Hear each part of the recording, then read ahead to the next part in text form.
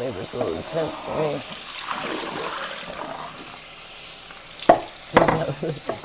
Gloria always breaks and she broke the crock pot. Got a crack in the crock pot too. Everything around here is broken. And so Richard ordered new cups and a knife, and we had new forks the other day and spoons. That's nice. Maybe a nice color in here. That's good.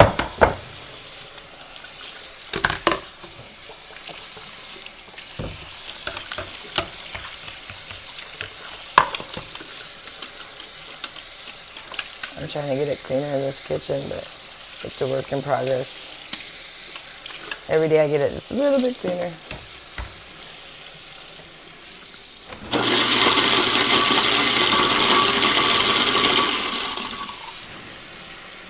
Listen to Tate McRae, per usual.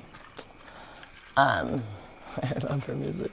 I just put it on Tate McRae only, like it's like on her radio, but you just shuffle her music. Not her radio, it's her shuffle music of hers. Radio plays other people's music.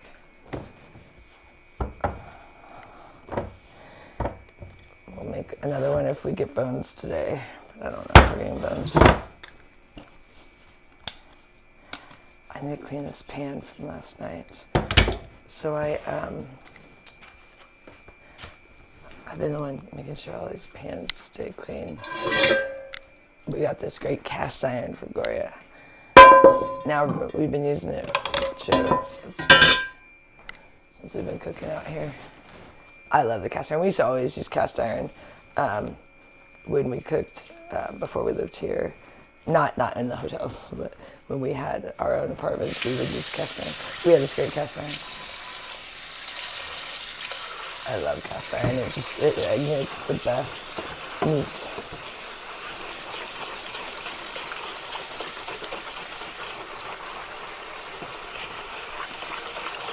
I'm washing my favorite sponge. This one doesn't look as good. I have a sponge that's great for pans, getting the grime off. But I put it in the wash just now. I wash the sponges, the ones, not like these ones, but the ones that are like cloth. Oh, hi, Totally Tiffany. Long time no see. How you been? Totally Tiffany made me that amazing blanket that says Joy, with all the little characters in Richard's office. We hung it in there because it was too pretty to not be hung. I was gonna use it, but I said it would just be a shame to just use it as a blanket because it's just gorgeous. Totally Tiffany made me that. Coolest thing ever. I now have 3 amazing blankets because I have the one from Tiffany, and then Richard ordered me that Mets one. This is Jedi Joy and 69. He said, "What number do you want?" If I were to get you something with numbers, I didn't know what he was ordering. I thought maybe a jersey. I didn't know what he was getting. And I said 69. And he's like, all right. I didn't know it was going to be like on a huge blanket. So Jedi Joy 69 in New York in the Mets colors. And then I got my leopard blankets. I have three throw blankets now. I feel special. And they're all so significant to me, but so different. And I got the one for Tiffany. Little things like that make me very happy.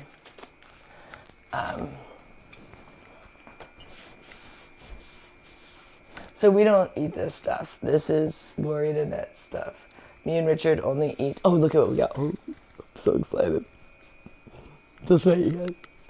This shouldn't make anyone as happy as me for this. Look at what we have for today. Richard got them yesterday, so we still have 3 left. Oh, I'm probably leaving here, so okay. Yeah, because she's still sleeping up. I'm done with that. But Whole Foods, you guys. This is from Whole Foods. It used to be Nature's Rancher. This is called Organic Rancher. They used to have this brand called Nature's Rancher in New York City. Way better than this one. We made such a stink, but this is the best you're gonna get now. That's old. Those days are over when you got better beef, but this is the best you're gonna get now. Yeah. It's $9.99 though, so we don't normally get it because it's just a little out of our budget. Because it's like $8.50 or less because they put it on sale often for the one at for the 90/10 at Smith's. So it's like that's significantly different for every single day. For every, and when you buy several pounds, so it's just like, but today, that's what I had last night too. That's why I ate 2 pounds. Oh, I'm full. I don't want to eat right now. I'm full. Not till later. And these are still a little bit frozen. Thaw a little more. But yeah, I think after you brought that, we're actually about to head because I don't want to make too much noise. But I just wanted to clean this pan, and I cleaned that. And we're gonna head back to the room because Gloria's still resting, but she's kind of used to us coming in here at different hours.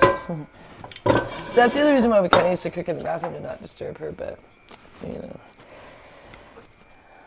We sleep weird hours around here, you know, it's like, oh yeah, that's another thing, let's talk about that, yeah, that's something else that happened last night, I forgot about that. Okay, here, we're gonna have to get to unplug this.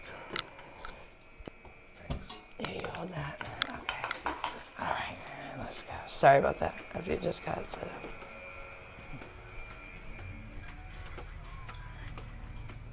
Oh, next we're gonna, oh, he's still eating. I don't want to disturb the little monkey over there. But in a little bit, we're going to do the vacuuming. So maybe I'll just sit for a minute while I wait for him. He'll eventually go under the bed. But, hit the mute right there. let me get the light in the kitchen.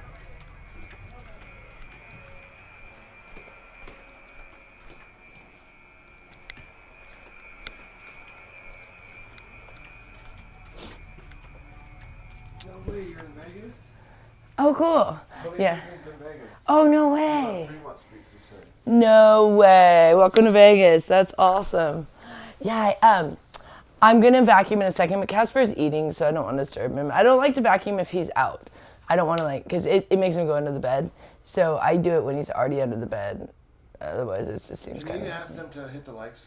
Please hit the likes, you guys. We really appreciate that. Please hit those likes because it makes us feel loved, and we really appreciate that. Yeah, there you go. Cool, yeah, I don't want to show that ugly. So, Gloria finally asked for a bottle of wine yesterday. So Richard got her a bottle of wine, and I feel strong enough now, day 11, that they hid it from me though too, which is good. But I'm not tempted. But he hid it just to make it easier for me too. But I finally said, yeah, go get her the bottle of wine. I can handle it. Because I felt like, I was feeling bad because Gloria does like her bottle of wine. And because of my addiction issues with alcohol, she wasn't able to have her wine for a little bit. So I'm glad I'm now strong enough that she can have her wine. 'Cause she hadn't asked for it until yesterday. So Richard went and got her a bottle of wine. He got her a different one. He didn't get her the 19 Crimes anymore. She was getting tired of that one. We kept giving her that Snoop Dogg one. She liked that one for a while, but now he got her something else. But I don't know what it is. But I wasn't there. I was at work when he got it, so I don't even know what he got. But I feel good about that she now can have her wine because I didn't want to like inconvenience other people with my issues. You know what I mean? And we really do. You know, our addictions always inconvenience other people in some sense. So at day 11, I feel strong. I mean, I just went to a restaurant and, you know, turned down all the cocktails, which I could have totally drank, you know what I mean? Like, I could have if I really wanted to. And Richard probably wouldn't even been that mad. He'd just been like, whatever, you know what I mean? But I'm making these decisions for myself because it's right for me. But yeah, the biggest thing, honestly, is what it does to your looks and your health. Like, that's what keeps me away from it. So even though there might be some things I like about alcohol, which I don't even know what it is that I like about alcohol, but whatever it is that makes me want to drink alcohol does not outweigh the consequences at this point. The other has to ask, yeah. How are you so thin? And then CCA says you look a little bit like Gwyneth Paltrow. Oh, thank you for the Gwyneth Paltrow compliment. I find her to be very pretty, so thank you. I'm thin because I do a keto diet, and that's what I was talking about. I was off of the keto diet when I was doing the alcohol. Someone on here, commenters, say something like, this girl thinks that smoking weed and alcohol is keto diet. I said, well, for one thing, smoking weed has nothing to do with your diet, so that one is just a stupid comment. But the alcohol I never said was keto. I said the opposite. I said alcohol is the opposite of keto, basically. You will not stay in ketosis if you drink alcohol. Right, so about in 2019, you basically just started eating just beef and... Yeah, so Okay, so I've struggled with eating disorders for a majority of my life because my mom had an eating disorder, so it started very young that I was taught that it was very important to stay thin. I mean, my mom was like kind of insane about that, so that was, I've never really been very heavy. I did have to lose weight for the Air Force though, which is crazy, but that was the heaviest I ever was. I was 150 pounds and I'm 5'6". This is in 2002. And they made me lose 10 pounds to join the Air Force. I had to be 145. But that was shocking to me because I had always been around like 120 most of my life, you know, like when I was in high school. Now I'm closer to like 105, 110. But back then I knew nothing about diet. So I chose all of the wrong things. And primarily the thing that I chose that I don't do anymore was caffeine. I did so much caffeine. So I was not eating much. I've always been someone that was a light eater until I got into a different eating disorder, which is another story. But before that, other than eating disorder, I was a very light eater, like Gloria. Very similar to Gloria, honestly, because that's how my mom taught me. I mean, a lady, you only eat one piece of pizza, you know, never more than that. I mean, that was just, you know, you never finish your plate kind of thing. That's how I was taught when I was young, and that's how I ate. But then when I discovered this other eating disorder, which, you know, YouTube doesn't like me talking too much about the other, but you know, you have the other one that you overeat and then, you know, discard it. That one made me become someone I don't like to be because I'm not an overconsumer and I'm not a wasteful person and I like to eat lightly and stuff. But that made me get in. It's a slow addiction that gets worse, progressively worse. So you start out not eating as much as you do towards the end of it, you know, when you're quitting, because it just kind of takes over. And what happens is, you know, you eat and then you discard it, so then you're hungry again. So it just becomes this vicious cycle of just like this all day thing. And it takes over your life. And so when I almost died in 2015, I tried every diet to get off of it because I didn't want to do it anymore. But everything was like just causing me the worst bloating. I mean, my bloating was insane back then because of the sugar. So we were doing smoothies and things thinking that would be good. I would do, you know, these protein smoothies. Then we did all chicken. We did all eggs. We did eggs and bacon. We did, you know, we did eggs and bacon for breakfast. We did chicken for lunch and like, you know, beef for dinner. We tried all the different things. And I found the best thing was to just do the beef for me. That caused the least amount of bloating. So I do just an all beef diet. Richard slips in. Once in a while I might have a bite of other things just since we've been here. But we did all beef for a long time. Sometimes you throw in some collard greens and kale and things for some greens.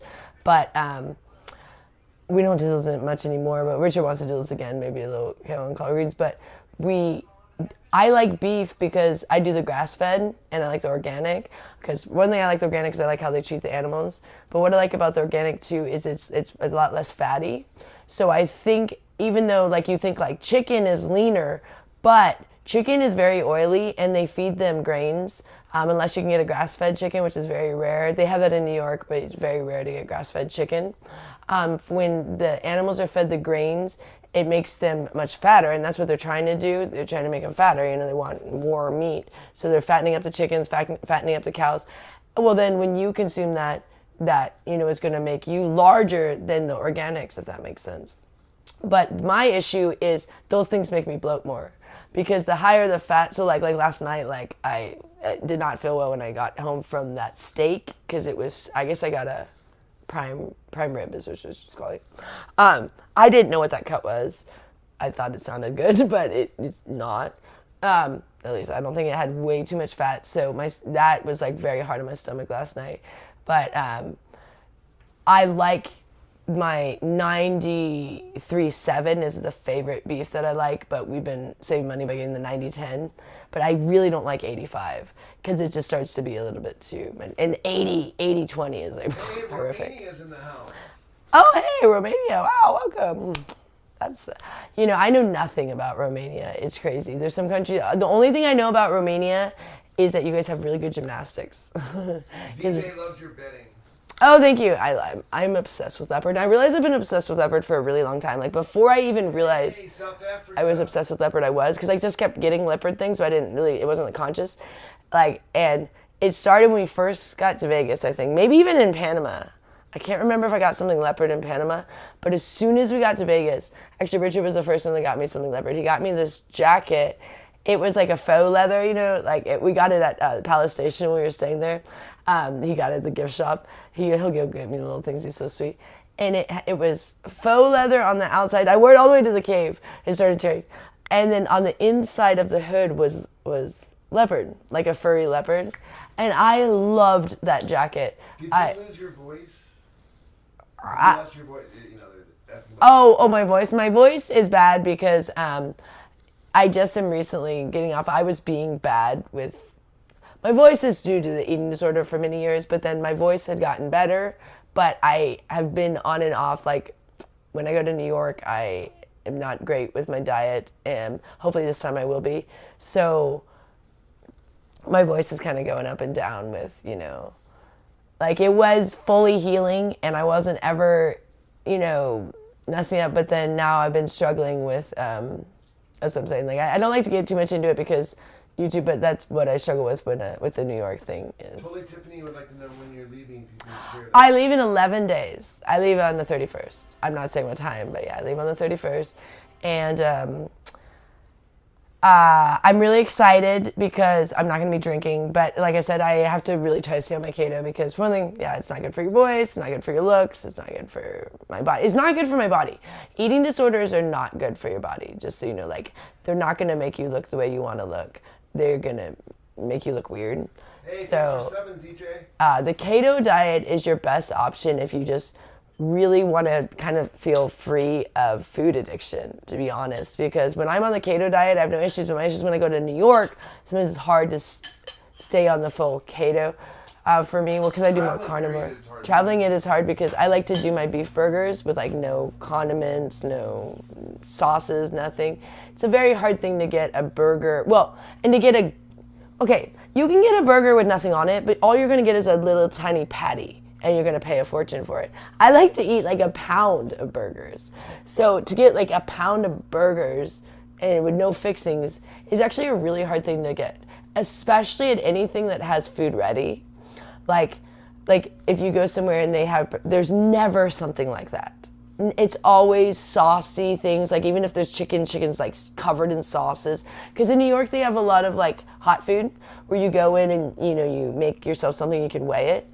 I always go in there looking for some sort of like protein, and it's just always like covered in sauces, you know, and it's just so hard to find something. Like my best option when I can't like make something and I'm just like on the go in New York is a lamb kebab.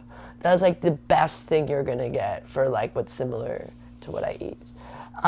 Because that's the best amount. Because like I've tried to get just a burger and but the burger's like flat as a pancake, and they charge like $10 to $15 for this flat as a pancake. Because once you take all the stuff off, there's like nothing left to it. You know, it's all bun and fixings.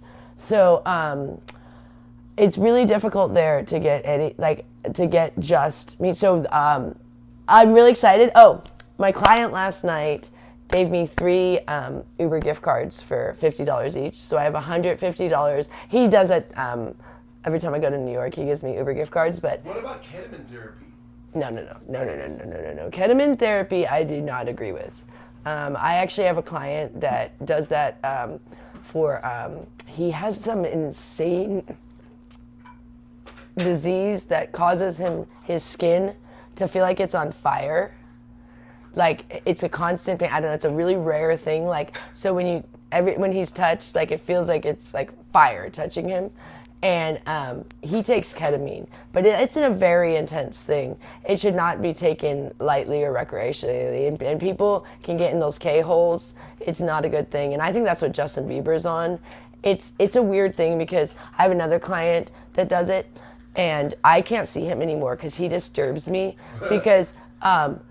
They slur their words, but they're coherent. It's really weird, but like you can't understand them. And then like he drives a car at that state, and it like freaks me out. The thought of it, I'm like, how are you driving, like, because he'll like, oh, I'll meet you there or something, you know, and then he drives up and then they can't even speak, and it's like disturbing. Would you get in a car with someone who was intoxicated? No, I don't know. I watched that on Leaving Las Vegas. No, she gets in the car and he's like completely wasted.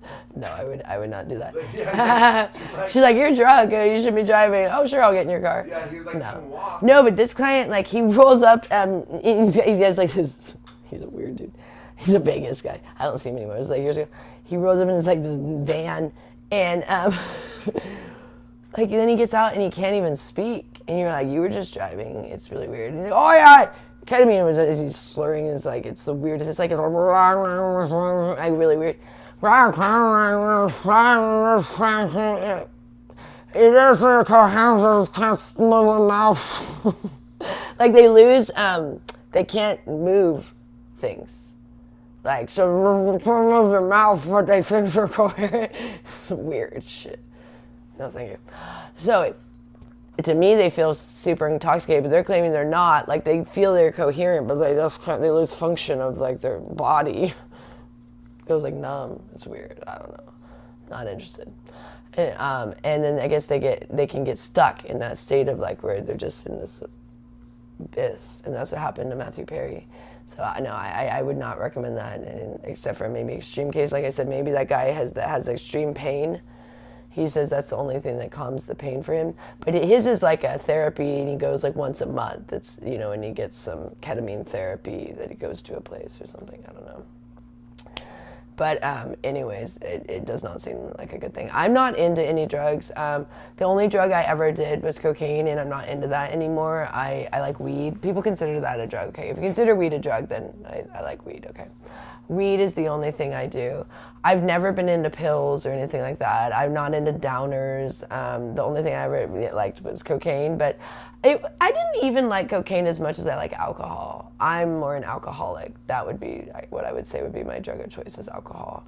I'll take alcohol over anything else. I'm like, oh, you know what I mean? Like that would be what because that was the way my life went. You know, I was a very good girl, Christian girl that had never done anything. And then I went in the Air Force. I was a virgin. I'd never drank alcohol, never done a drug, no anything.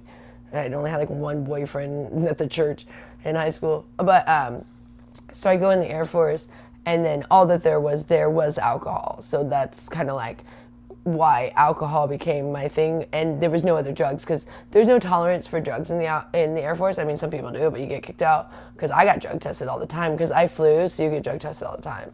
I mean, you'd be stupid. As a flyer, you'd be stupid to do drugs because when you go somewhere, they call it a random drug test when you get back, but really it's every time you get back, you random have a drug test when you went like on a trip somewhere. Tiffany was saying if they're slurring and stuff, then they're doing it recreationally. She meant more like with a... No, I said there's one client I have that does the ketamine therapy. He doesn't slur.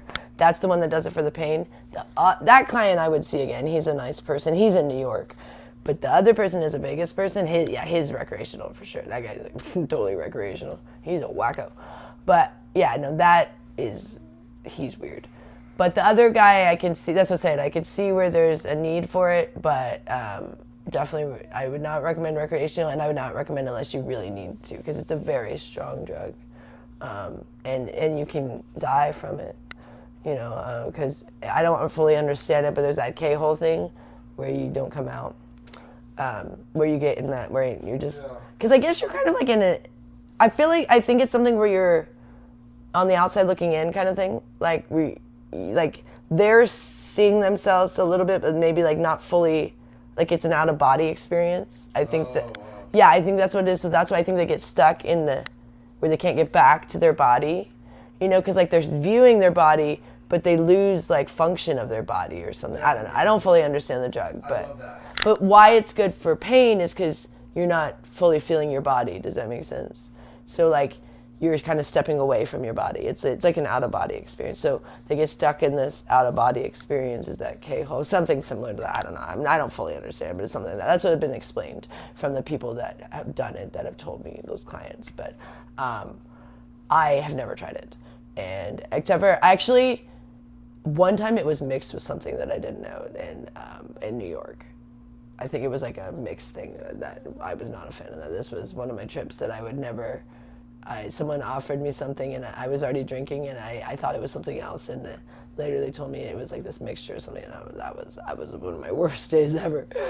Oh, I make bad choices when I drink, so that's why I normally never partake with clients of anything, but I was drinking that trip and decided to, and that was a really bad experience. And so I don't like the bad situations I put myself into when I drink, because everything seems like a good idea when you drink. And when I don't drink, I'm very structured, and especially with my job, I have rules that I'm very rigid about. And when I drink, I get a little more loosey-goosey about like the drinking rule or the drug rule, and so I don't like to get intoxicated with clients in any way or inebriated in any way. I like to be fully coherent. The only thing that I don't mind doing a little of is weed, but not even much, because weed even gets me, but like sometimes someone will have something like a joint and I'll maybe take a puff of a joint. I don't like joints though, so but people always offer. But that's rare, because usually people are in hotel rooms, so that's usually only if you go to someone's place, because in the hotel rooms people don't want to be smoking weed. It's unfortunate in Vegas, there's really no way to legally consume weed when you're a tourist, because you're not supposed to smoke it in the hotel rooms, you're not supposed to smoke it in the casinos, you're not supposed to smoke it outside. So you really have it's legal to buy, but they really, they're starting to do these smoke lounges, but other than those, it's like, there's no, and I think there's only the Native American one that's open so far. I'm not even sure there's other ones that are open yet. I don't know if they fully legalized that yet, but they're eventually going to have these smoke lounges. But it's kind of crazy because they sell this weed to people here, and then they give them no way to consume it, because anywhere here you could get in trouble. But when you are at home, you don't get in trouble. Like, you can smoke weed in your home, but you're not supposed to smoke it in public, and you're not supposed to smoke it in the establishments. So it's very difficult for tourists. But in New York, you're allowed to smoke weed anywhere you're allowed to smoke a cigarette. So like anywhere outside that you're allowed to smoke, you can smoke weed in New York. So I could go outside and like smoke a joint, but I don't like joints because I ruin them. It's not that I don't. I mean, they're fine. I ruin them. I don't know how to do it. So it's like, if you give me a joint, it's going to be gone in a second. I don't know how to do it where it doesn't like ruin it. Does anybody know how? So it's just a waste. So the only way I'll smoke a joint is if I got it for free. Like that one time in New York, I found some.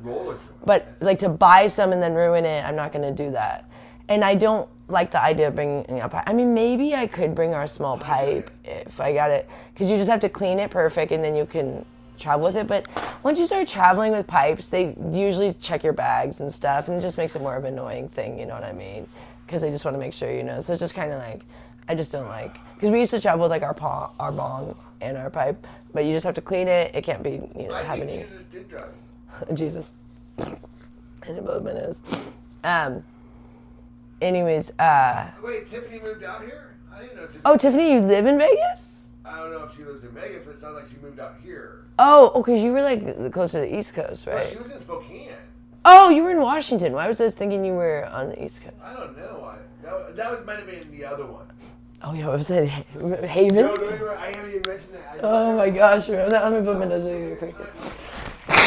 We've gone through a whirlwind of, you know who texted today was Who Dat. Hey, Who Dat. No way! You didn't see that? I got to text her back. Sorry, I thought you texted her back. Oh, I got to text her then. I thought you had texted. Sorry, I was Who Dat. I got to text her back then. Sorry, I thought Richard got it. Our phones are my phone is so messed up. We got to go. We're going to have to probably go. You need to make an appointment. That's so cool. Oh, she moved to Vegas. Good job, Tiffany. That's awesome. She lives in Vegas now. That's crazy. Welcome to Vegas. Wow, that's great. We have two of our moms that live in Vegas. Yeah, oh yeah, Amanda Panda. Yeah, you guys are probably going to get together. That's right. Okay, you guys start hanging out here. Oh yeah, you guys were buddies anyways. That'd be great. Yeah, that's cool. Well, how cool. I didn't even know you were coming. That's awesome. Now, Vegas is, a great place for affordability. And, it has access to a lot of cool things. So a lot of people are moving here. It's getting pretty popular. It's affordable. That's what I just said. It's affordable.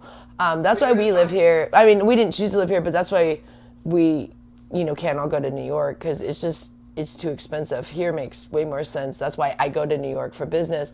But to live in New York, Rich is always like, oh, let's move everyone to New York. I'm like, we just can't afford it.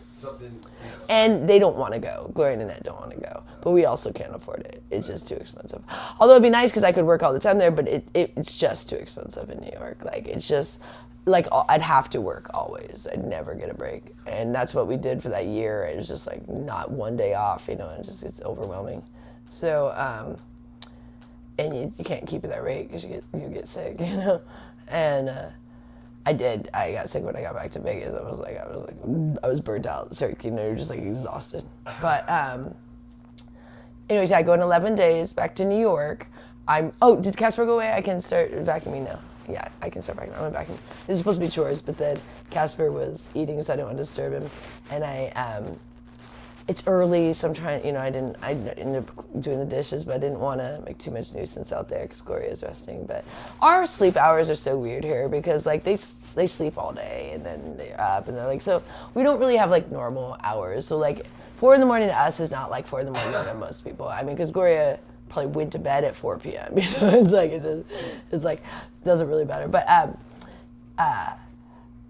she had some wine, so yeah, she probably was pretty early. She was asleep when I got home, and I got home at like 9:30, I think, and she was way asleep. Gloria, she was way asleep at 9:30, yeah, so I don't know what time she went to sleep. Well, she drank the wine. Yeah, so she had the wine. Yeah. But, and she was, like, asleep when we left. Like, she was already kind of sleepy. But she did go dancing on Saturday night, and she went to the gym. She's been going to the gym, so she's feeling much better. And we made an appointment for Gloria to get her driver's license. She just has to get it reinstated. So she just has to bring in this paperwork from the eye doctor, which we have, and then she needs to bring her eyeglasses this time. She didn't bring her glasses because. Yeah, and we want to try to, in the future, if we can, get a smaller car that Gloria and Annette could drive and get them both their licenses, but I don't know if it'll happen, but if we can, because that car's too big for Gloria, but Annette wants her license, but so we want to try to make that happen. She's had it before. I don't know if we'd, like, ever let her drive alone, but just the fact that she could drive would make her happy. And but Gloria, it would be great if Gloria and them got that little car, and then they could go together. We'd have Gloria probably drive over Annette. But Annette used to drive a lot, yeah. She used to be here. Yeah, Annette used to drive. You see, here's the thing. I didn't realize all the shit my dad was doing until he was gone.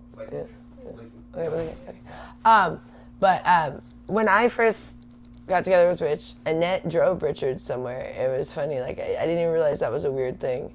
Like, oh, my sister drove me. And then now I think I'm like, oh. She drove him like several hours to something, and it was crazy because, like, just the thought of that now is like, I can't believe that. It was in Oregon, and I used to drive in Oregon. That's weird to think. But so we want to get that back for her. She was very upset by getting just an ID and not a driver's license. She didn't understand that she wasn't getting her driver's license. We thought she knew she was just getting an ID, but she was very upset. And she was upset at the guy that he wouldn't give her, like, because they said she couldn't get a driver's license, and that she was like, well, why? She just said, well, why? She was very mad. And then she was like, when we left, she was pretty pissed off for a couple of days after that. And now she's finally happy again. She was pretty mad about the driver's license thing. But they did both get IDs. They're coming in. They have their temporary ones, but the real cards are coming in the mail. She'll probably feel a little better when that card comes in the mail because it looks like an ID. I mean, it looks like a driver's license, but she might think it is when it comes. I don't know. Maybe it's just because the paper is upsetting her. But maybe when she actually gets the card with her photo, that'll make her happier. But I don't know. She really wants a driver's license. So we're going to try to make that happen. And not like tomorrow, but, you know, in the future. Little goals. Yeah, something to look forward to. And, like, Gloria's appointment isn't until, like, the end of August because that's how far out for these dang DMV appointments. Because everyone's trying to get their real IDs. But Gloria's is just a reinstatement thing because she had to, when we were there, she forgot her paperwork and her glasses, which it was kind of our fault for not checking, but she's always been so good at things like that we sometimes forget that she's kind of slipping. So she always, like, if we were going to do something, and we had gone there a couple weeks earlier, a month earlier, whatever, and she had brought her paperwork, so I just thought she had it, because Gloria's just usually so good about paperwork. Like, that's one thing about Gloria, she always has her paperwork. Too much paperwork, usually. And she just gave me, then she forgot her glasses. So we get there and we realize you know, and now they've already called us. We've already been waiting for about 45 minutes, and it's not that close to our house. It's about 30 minutes from the house. So we really, she doesn't have her paperwork or her glasses. I'm like, oh, great. And she, you know, she had an expired driver's license and a net too. So we wanted them to have something valid. So they said, well, you have to then, you know, give up your license if you want to get the ID. So she had to sign this thing, which really upset Gloria. But they said if you come back within a year, they can just reinstate it. And then that made her feel So that made her feel better. So that's what we're going to do. But she was really upset about that. But it was her choice. I mean, we said, do you want to just come in? She said, no, it's fine. But that upset both her and Annette. Tiffany's looking to get a car here. I was just telling her about our first car. Oh, yeah, our first car was only $1,500. It was an Infiniti Q45, 1997. We love that thing. Where did we get that? By Arizona Charlie's? Is that where that was? No, that we got on a Craigslist. That was No, Craigslist. but where did we meet that? Oh, no, I don't remember where we met Gloria her. drove us out there. I know. Gloria drove us. This was in 2014. Gloria did not like the car. Gloria did not like the car, She but didn't understand she didn't understand that we were getting a crappy car. So Gloria was like, this doesn't work and this doesn't work. We're like, we know, Gloria, it's $1,500. But we drove it till it crapped out, basically. We sold it actually for, I think, we sold it for like $800 or something. No. We sold it. We junked it for, you know, that's maybe $500. No, because it was. We junked it for $400. $400, okay. $450. But that's why I know we got ripped on when we were trying to junk the Mercedes because because it had a really bad engine light that was going to be a very expensive thing, so it couldn't be smogged. That's what happened, and so then we junked it. We're like, oh, you can't. We're not gonna fix this thing. Tiff has like $3,200 to get a car. That's a decent $3,200. You can get something decent then. 100%. Then our second car, we used that $450, and Richard had actually, we had some savings a little bit, but then Richard actually one time won $800 on this Playboy machine at Aria. And it was the perfect timing that we needed to get another car. And it was pretty much like the exact amount that we needed of the difference.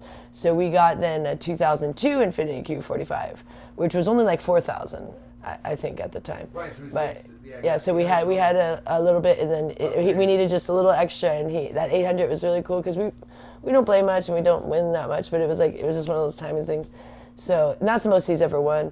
And because we don't play much, we're playing like 25 cent, 50 cent hands. It's like you don't win huge.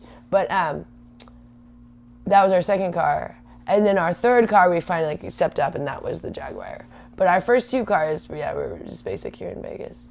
We got that, but I mean they weren't basic cars in the sense they were really nice cars, but they were old. So like those Infiniti Q45s are nice cars. But they were just very old. But I loved the first one was this big boat. Oh gosh, the brakes were horrible the whole time on it. We didn't ever replace anything because it was like just a temporary car. It was all the money we had when we first got here to buy for a car. We only had like $1,500. So we got this car and it was great. It was this like dark red, kind of maroonish. And it was a boat. This thing was so long. And I was the only one that drove it. Richard wasn't driving back then. It's funny. He didn't get his license here in Nevada for a minute. He'd had his in Portland and expired. He didn't get one here for a while. He didn't feel like it. And I liked driving. I was like a control freak for a while. Me. I like driving, but now I prefer him driving. But I drove it, but it had bad brakes the whole time. And so I used to be so scared of what they used to call the spaghetti bowl. Oh gosh. Because people were always getting accidents there, and like they would just slam on their brakes, and my brakes were so bad it was like where they clunk because you're like you're on the and we were getting rid of the car, so we didn't want to replace the brakes. And oh gosh, I could barely take the highway, so I would take like the side streets everywhere because I would be too scared to be going fast and need to brake fast, and that little car. So I used to be so scared on the highways, and Richard didn't understand that it was like the car. He thought I was just like couldn't drive in Vegas. I like, no, this car, and then once we got the other car, it was easier. But then we had our 2009 Jaguar XF Premium. Oh, and that was the one that we went to the cave. And then we didn't get another car for a long time till we got a 2013 Kia Soul for $3,000. That thing was cute. We love that little Kia Soul. That's a good little car, but the shocks are not good on those. Like you feel a lot, feel every little bump. But okay, I'm gonna vacuum. Yeah, let's get the vacuum going. Let's get the vacuum going. Yep. So we got 2 vacuums now.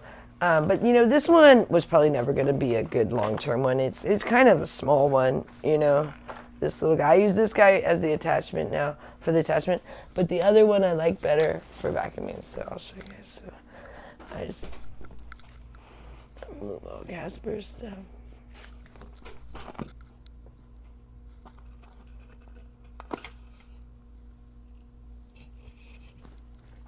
We gotta get him some lettuce. He only does lettuce now, no more carrots. He's been so good about it. He just does lettuce and those little treats, which are supposedly just Timothy hay. It says the only ingredient is Timothy hay. I don't know why he goes so nuts for them though. Seems like there's sugar in there. But it doesn't seem to be making him gain weight, and they say it's good for his teeth. Maybe they're just something that are really fun. He likes the crunchiness. They're like crunchy. They say it's good for his teeth and his digestion. Richard got like some good ones from, he read about it online. Okay. So it's gonna be a little loud with the vacuum here. But I vacuum this every day. That's why when I'm in New York, Casper gets a little bummed because it gets messy over here. Did you know bunnies are very clean creatures? They like things very clean. Richard doesn't believe me, but Casper does not like messes. He is not a fan He's not a fan. of messes. He's very, very tidy little guy. He's been tearing apart his stuff over here though, at night because he's hears those toys. So let's get this.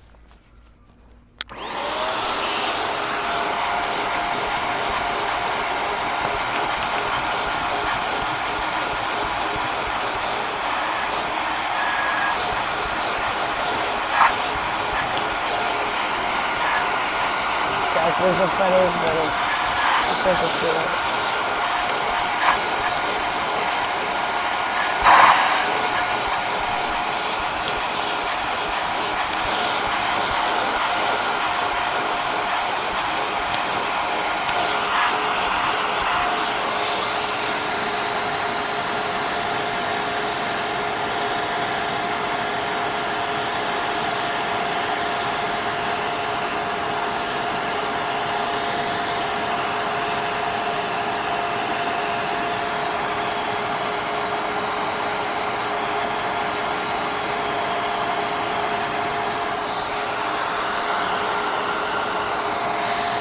His little play area over here.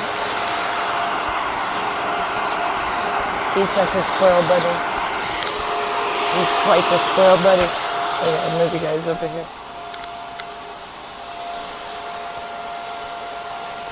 Let's see.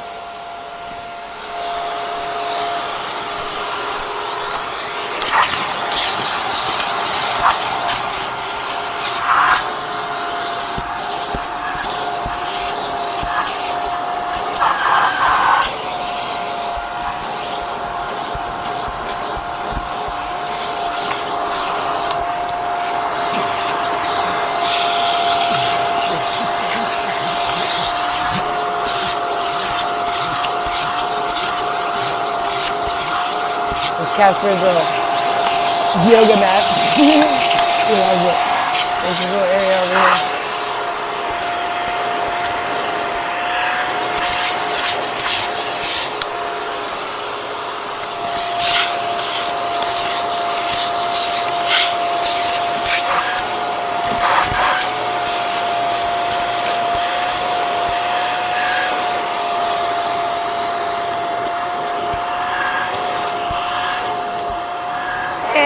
Subscriber, welcome. Sorry, I missed your name. I'm gonna wait to go.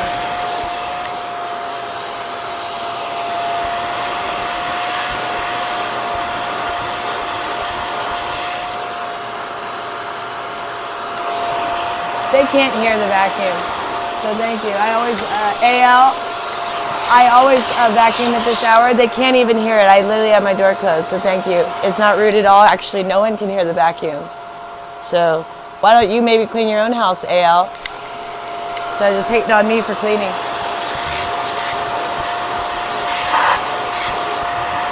I'm in my room with the door closed in the back of the house. They can't hear the vacuum at all. So thank you, AL. And this is when I do the cleaning, because I'm the only one that cleans around here for the most part. So I gotta do it when I have the time. But the vacuum does not wake them. So I'm not rude at all. So appreciate Appreciate your rudeness, though. You're a rude person. We all have established that. Hating on someone for cleaning their house. Real nice person. And it's not waking up Gloria and Annette, so it's not rude. It's not waking up anybody. They can't hear this at all. Gloria can't hear this vacuum with the door closed in the back of the house when she's in the front of the house. One thing Gloria can barely hear, I don't know if you know that. She can't hear when we're right in front of her and talking to her. She goes, what? What? She can't hear anything. She has very bad hearing. And Annette is knocked out so hard, or Annette's awake, either way. Annette's usually awake earlier than us. But when she's knocked out, nothing wakes Annette. She sleeps like a rock when she's knocked out. But often Annette's up earlier than us, so.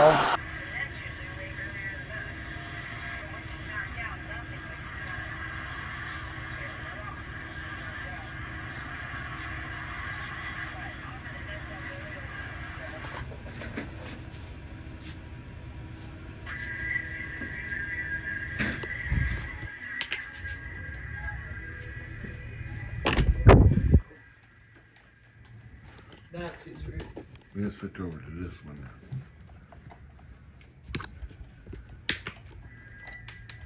Well, let me get you a mic. Huh? I need to get you a Oh, mic. we're switching from this. Yeah.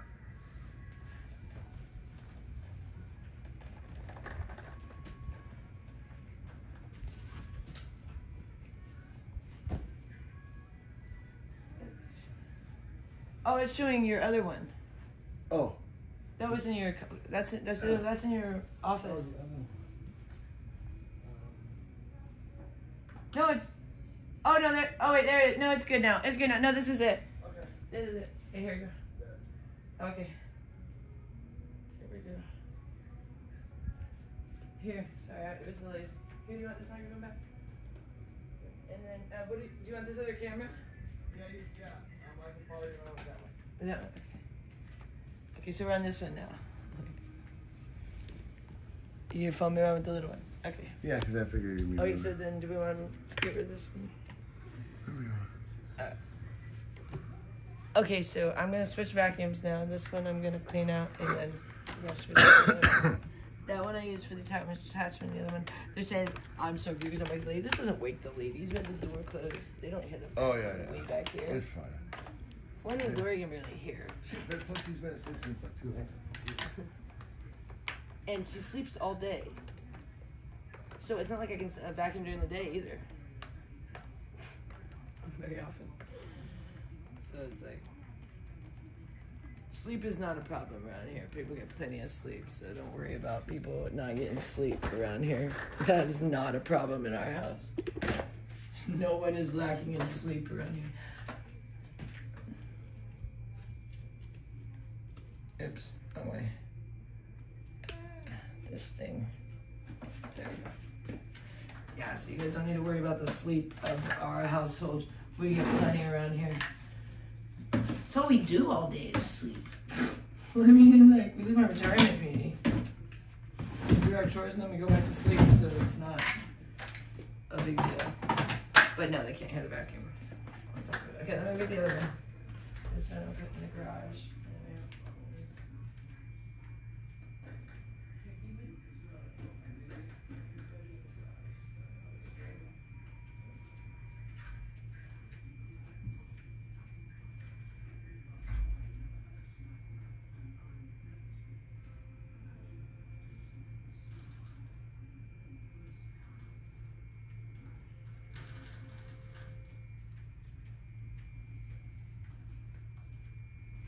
Oh, okay, so guess what?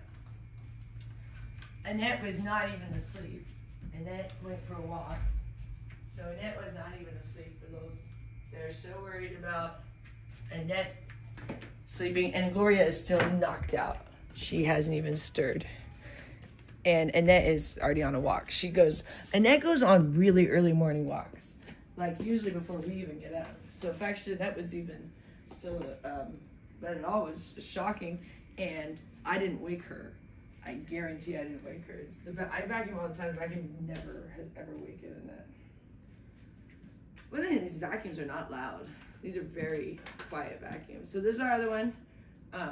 It's a Shark. We just got it because the one I was just using, it doesn't work on the bottom part. It's like it's just like it's really crapped out because it's just it was not a good vacuum, and so I don't recommend it. But this one is the one that has 2 compartments. You have to clean the top and the bottom. I didn't realize that the top part I hadn't done. So it has the bottom and the top. So there you go. But this one works great for on the bottom part. The other one's better for the top. I don't like the attachment on this one. It's weird. And I didn't hook there's a part I didn't hook on here, so this thing flaps around. It's in the garage. This would be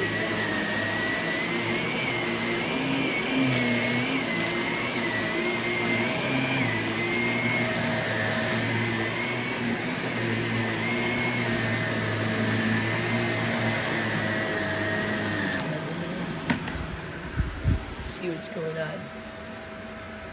See, I only fall over. See?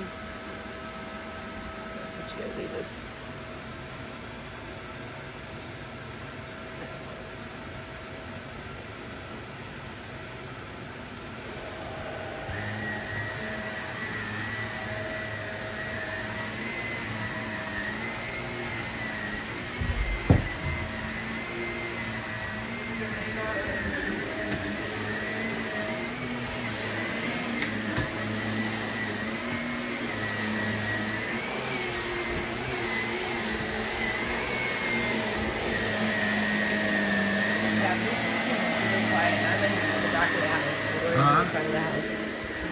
Oh no, you're doing great, hon. Everyone loves what you do. No one ever complains about you cleaning. I've never heard. No, someone literally, that was the one time I said. No, I'm saying Gloria, and then have never once. They've complained about a lot of things. Never once complained about you waking them up for cleaning. Not for cleaning. No, but I never woke them up for cleaning. No, but even if you did, they wouldn't. That's not something that would bother them if you're cleaning. Right. No, they would love that. Actually, Annette smiles. I think she was cleaning it. I'm doing this, and that makes her so happy. She likes to clean, but Explain how taking care of Annette and Gloria is a real job. Like taking care of Annette and Gloria is a job, and Richard has to stay here. Someone has to stay here, and honestly, I don't want it to be me. Like, it kind of wouldn't be fair. I mean, it's his mom and sister that he go off and work all day, and I'm stuck with them all day, just sitting there. You know what I mean? So if anything, it kind of makes sense that I get to go to New York. Because, like, it is his family. It'd be weird if he went to New York on trips and left me with Gloria and Annette. Right. You know what I'm saying? Like, that would be weirder. And that would be weirder for all of us. I mean, it'd be fine, but it'd be like, it's better that they're here with Richard. That's, you know, it's Gloria's son, and then they get to spend this time. She doesn't have forever, even though we're getting more and more nervous about our health. So it's good that they get that quality time. It would make sense for me to be getting the quality time with his mom. It's his mom. I'm going that way.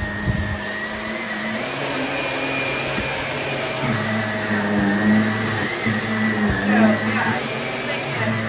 We didn't know it was going to be this way. I really thought I like it. I like the song. The song in my head is called Working by Favorite Grave. It's funny. But I've never wanted to not have a job ever in my life. I started working very young. I started cleaning my school when I was 5. We cleaned the bathrooms every day, and vacuumed, and then we did the whole school once a week. Every Sunday, my family, we had to spend Sunday after church all day, and church, not just church in the morning, like church all day, because my mom was a youth pastor. So church all day, church all week, and then on Sunday evening, we went and cleaned the school since the time I was 5 years old. And then I started cleaning house with my mom. She was a house cleaner, so I started doing that. And I started babysitting everyone in the neighborhood. My mom would not only volunteer me and everyone at church and all my cousins and stuff. All my mom's friends' kids. I babysit like everybody. I would babysit this baby. They had me babysit like a brand new baby. One of my mom's friends had a brand new baby, and I was only like 10, and I'm like watching this brand new baby, like a newborn. That was a little weird. I don't know if I have any training for this. People were weird back then. It's the 80s and 90s, a little more loosey goosey. But they got, kids watching kids. But anyways, then when I was 15, I got like my official first job. I got the permit. You gotta get from the work permit from school to get a job when you're 15. And I started working at Gelato de Oro, a coffee shop, when I was 15. As a dishwasher first, and then I became a barista. And then I went in the Air Force. So there you go. So I just always had, and then out of the Air Force, I worked in real estate. I've never not had a job, so I like working. And I like working every day if I can, because just sitting at home is not that fun for me, like forever. I do like being at home, but I'm saying like just sitting at home all day. I'd rather be, doing something productive. But I try to do productive stuff at home, like clean up the house and stuff. Yeah, it starts early in the morning. I get up and that's our schedule here. We go to bed at like 4 or 5, 6, 7, 8 p.m. somewhere in that range for the other day. So we get plenty of sleep. Sleep is not a concern around here. Gloria's in bed, but pretty much after she gets home from the gym.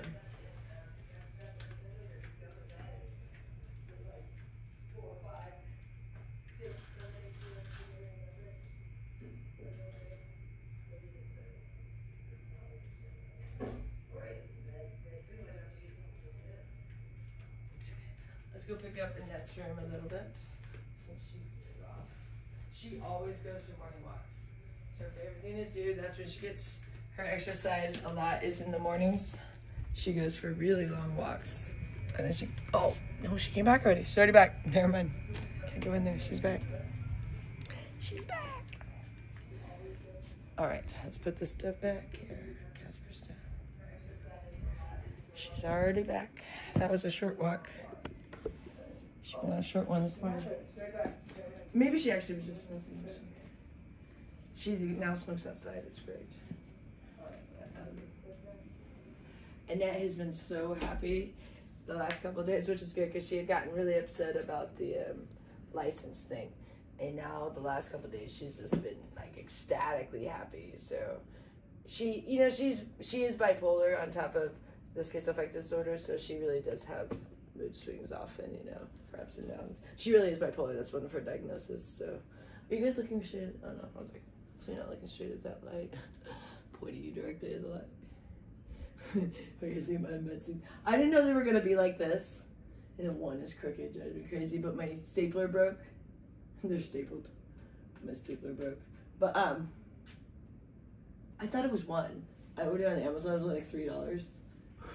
Shouldn't be much more than that, right? It's like, but I thought it was like one, what do they call those? I can't think of what they're called right now. But, pendant or whatever. I didn't know it was like that. I'm like a big kid, as you can see. And yeah, I got a very large Beanie Baby collection. Little of an obsession with the Beanie Babies there. Okay, I'm gonna do a bong hit over here. We're gonna move over here, but you guys can't see me do a bong hit, but I'm gonna work my way to a bong hit, and you guys can watch that. And then I'm gonna do it. And actually, we'll put you over here so you can kind of see what's going on. Here we go. Can you guys see? All right. So we got this bong here. Richard finished that soup. I couldn't. That was too punny for me now. I got a purple lighter the other day. I never saw a purple lighter before. I like that. About that Smith's in a package. I saw purple. Okay, I'm gonna give myself a bong hit here. So this is our bong. It's got all these different attachments. Can you guys see it? Can you guys see it? Yeah. You have a good angle over there. You go the wrong direction. Can't see what you see. It takes a second. Oh, excuse me. Excuse me.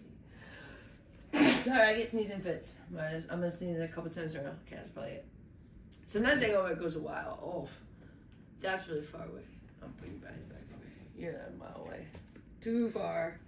I can't see till it adjusts. The TV's like delayed. I have you guys on the TV, but it's like a delay. So it takes me a second to figure out what you guys are seeing. Ah!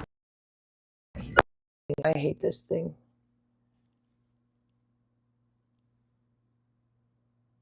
I really don't like this thing. I don't like it at all. It's this stupid stabilizer. I don't think it works at all. I don't know why he took it off the other thing. This is terrible. Okay, there we go. When you guys really see the bong. I don't like that stabilizer. I think those things are so stupid. I don't understand. They just go. They have their mind of their own. They do whatever the heck they want. They're the worst thing. I don't like them. What happened with the stabilizer? Well, it just has a mind of its own. It's okay. Where it's like, I want them to see this, and normally I do see that. Can we put it on the other thing? This thing doesn't work for me. That stabilizer pain in the ass. Yeah, I like the tripod better. Because I want them to see. I was going to show them the Bong thing, but then not show me smoking it. But they can't. You do like this. Not really, no. Because I wanted to show, like, normally the tripod would be right there so you can kind of show. Okay. But do it the other way. It's actually better. It's fine. That's fine. No worries. So, that's good. Thank you. Cool. We've had so many different stabilizers. They all don't work right. The premise of them should be good, but they just, I don't know, never work right. They like have a mind of their own. They just start like moving like weird ways. I don't like it. It doesn't go level either. Like when you're doing the stabilizer, often like when you're filming, it's so annoying. We used to think it'd be like the greatest for videos, but then it often will film crooked. It's so annoying. I think the new phones are too heavy for a lot of the stabilizers, so they just don't work. Probably when the phones were lighter, they worked a little better. But these new phones are so dang heavy that the stabilizers can't really like handle them as well. I mean, they're all right, but they fall over a lot and stuff. I think they were originally designed when the phones were a little bit smaller and lighter iPhone, because the phones are getting heavy. Oh yeah, that's what we did the other day. We had to drop off Richard's laptop to Apple, and we need to actually drop off his phone. He needs to make an appointment before I go to New York, because I actually have to take his phone. This is crazy. I'm going to have to take his phone, and he's going to have to keep mine because mine phone still isn't working right. Because like he gets my messages, but I don't get my messages. It's the weirdest thing. So because we forward, and so like if we weren't forwarding, like I wouldn't. It's just a disaster of my phone. I don't know what happened to it. And Apple doesn't seem to be able to fix it. So let me see, whatever.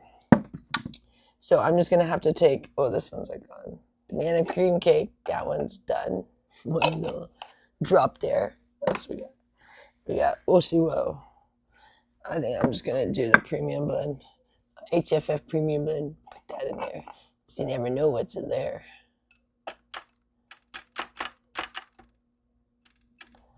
But anyways, Richard's getting his. It's both these things they're free for these repairs, but it's just a pain in the neck because then you don't have your device for X amount of time.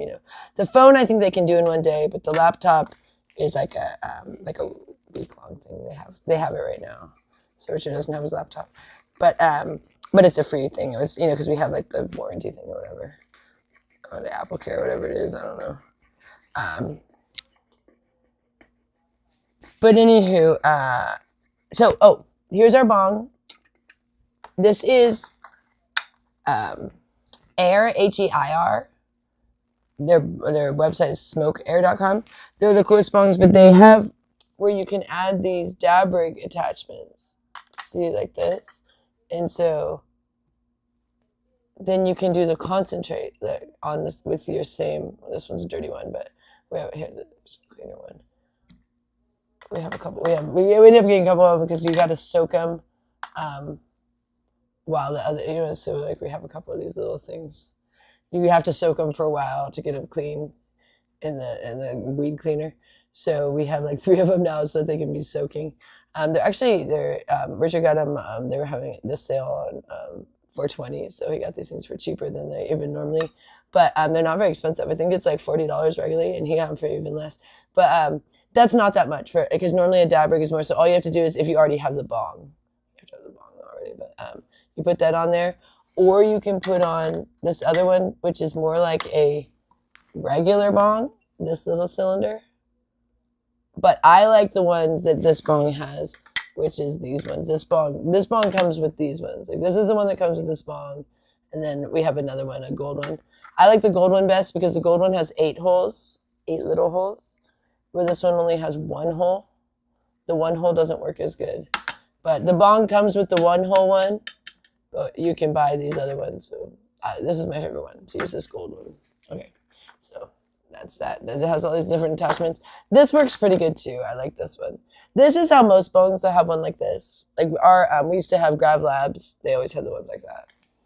So, but I really like this bong. Okay, so this is just the premium blend with a smidge of that banana cream. Actually smells pretty good. I don't know what it is. It's a hodgepodge. So I did clean the bong this morning. It's already getting dirty again. They get dirty so fast. I clean the bong every day. When I'm in New York, I don't think Richard cleans it every day. And I'm like, oh, no way. I will not do a dirty bong. And this bong is very easy to clean. That's what I like about this bong. Because all you do is take off the top and take out that chamber. And then we use like one of those brushes that you clean like a water bottle. Because it's like a water bottle. This is like, it's supposed to look like a water bottle. So where some bongs, our other bong was impossible to get into some of the chambers. They're so small. Like it was like, get in there. It was a pain in the neck. This one's pretty easy to clean, so I like that. Since I clean it every day. Okay, I'm gonna do my bong hit, not on camera here.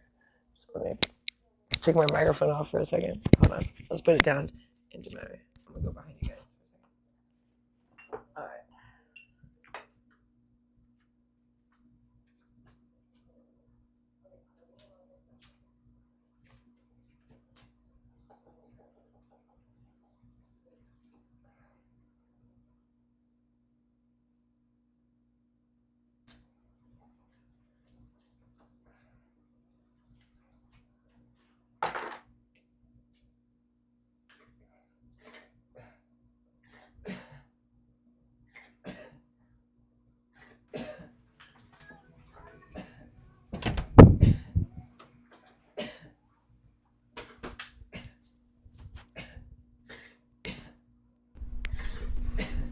Is it good enough to go out for a Nunchuck chip? I think it is. I think it's just about time. Oh, yeah, it is. Yeah, it's about time.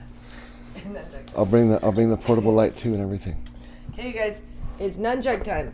The light's coming out outside. It's now becoming light out. I need let me get a drink of water. Okay, get a drink of water. I'm gonna do one too. So, okay, yeah, here, I'll let you say here. Yeah. But I want to show you guys I use my purple lighter. Have you guys ever seen a purple lighter? It's my first time seeing a purple lighter. Well, for anyone who's wondering about Annette and Gloria and like the money and all that, those guys eat steak like every day, like 2, sometimes 3 meals a day. There's no money, you guys. Gloria makes $2,000 in Social Security, and Annette makes $960. That doesn't even cover their bills. So where do you think they're getting money that they could even eat? They couldn't eat anything. But that's not even the point. But let's just say, my point is that they're doing better than even if they had their own. Like, let's just say they could pay the bills. They wouldn't be eating steak 2 meals. Gloria was getting free food always. Yeah, she was going to the. We took her there the other day because she wanted to go, and once I sat there 5 seconds, I was like, Gloria, you're not going to sit here. We're not going to do that. This is ridiculous. That's ridiculous. You don't need to do this. No. She's like, oh no. I was like, no, you're gonna sit here 5 hours for free food. Get out of here. We're not doing this. Not for free food. It's ridiculous. Not. I mean, anyways, it's just also they kind of make you. I mean, they make you beg for it and say thank you for this shitty food that they got for free. For this. Oh, it's always old food too. Like, it's always it's what they're giving away for. They got from Kroger for free. Yeah, that is like going old. And they're all acting like, oh, they're doing this big benefit. No, they're getting a huge I'm gonna go pee and tax then we'll go outside. I'm gonna turn this off. I'm gonna pee. Yeah, you go pee. Outside. I'll talk to you guys for 5 seconds. And then we'll do nunchucks. And then we'll go outside and do nunchucks. How's that sound? What do you think? Good morning, everybody. Oh, hey Al, just save it, buddy. Listen, you're not going to get it. Your negativity is going to eat you alive. I mean, that's all I got to say. Because you're in here just there's no reason for you to be here. I mean, great, you don't like it? What we do? Great, go away. Find someone else to bother, I mean, why are you here? You think you're going to set the world right? You're judging us? You're gonna sit back on your throne and judge everybody? Is you better than everybody? Joey, your mic's off, remember? I know it. Yeah. He's like, she's all, I don't want to talk. And then as soon as I start talking, No, I started going to pee. I didn't say I don't want to talk. oh. Hey, I know, Tiffany, you get it, I mean. And look, Joy is, how many days sober are you today? 11. 11 days sober. There are people who drink, who are trying to stop drinking that can't do 11 days. So instead of if a person came into an AA meeting and was saying, hey man, I've got 11 days sober and I've got like 8 days off sugar. I'm really struggling, but I'm doing it. You wouldn't say, you're an alcoholic. Oh my God. It's like no chance. Not a chance. You got 11 days. You're probably going to drink in a couple more days. Just why even listening to you? I mean, what kind of people are you? I mean, who does that? Who raised you? I'm just curious. Man, were you raised by wolves? I have to know. Oh, cherry pie shatter at Oasis. No way, that's what we got. We got the cherry pie shatter at Oasis. Joy. No. Joy, the computer. Push-ups. Oh God, push-ups. No, listen, do you know why it's so loud over there right now? Because the whole universe was trying to tell me, the studio, look at it now, is so much better. It's 100% better without the laptop all hooked up there. It just came together. But what are you going to do with the laptop? Oh, well, it doesn't need one. Huh? Close the door. What are you doing with the laptop? Don't worry about that. Yo, Linda. It does look good, but I like your laptop. Yeah. AL has opinions, and it's like some people, like you're in Spain, and I'm guessing in Spain and in Europe, they have a different attitude towards sex in general, towards everything, but definitely towards sex. America and a lot of people in America also have very liberal ideas towards sex, but there's a lot of people here Uptight very dudes. like 1950s Puritan. I mean, I was just literally arguing with somebody who was saying, stop giving this false medical information about this eating carnivore only thing. I'm like, dude, it's 2025. For one thing, tons of people are on like, the carnivore diet. listen, I have high cholesterol and eating. I'm like, that's like 1950s, dude. They already know that cholesterol doesn't cause that. Eating meat doesn't cause high cholesterol. What are you talking about? It's like you are like stuck in the past, man. Are you still saying that eggs cause cholesterol too? I think they're thinking all protein, any fat cause cholesterol, which yes, it does, but there's good. Then they said, oh wait, there's good cholesterol and bad cholesterol. Wait, how can there be good cholesterol? Okay, so then the whole thing was just a misinformation in general. Okay, let's go outside. Okay, hold on. Okay. Look at this cutie though. Grab the. Attention. Do you want me to? Huggy bear wants attention. I gotta give my little Huggy bear some attention. He's such a sweetie. All right, guys, listen. Sweetie.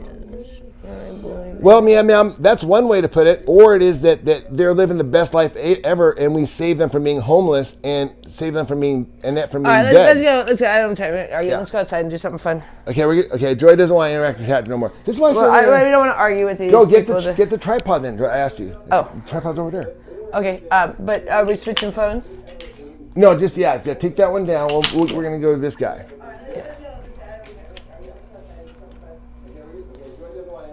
Casper's feeling neglected. Hold on, I can give him 5 minutes. Hi, Moss.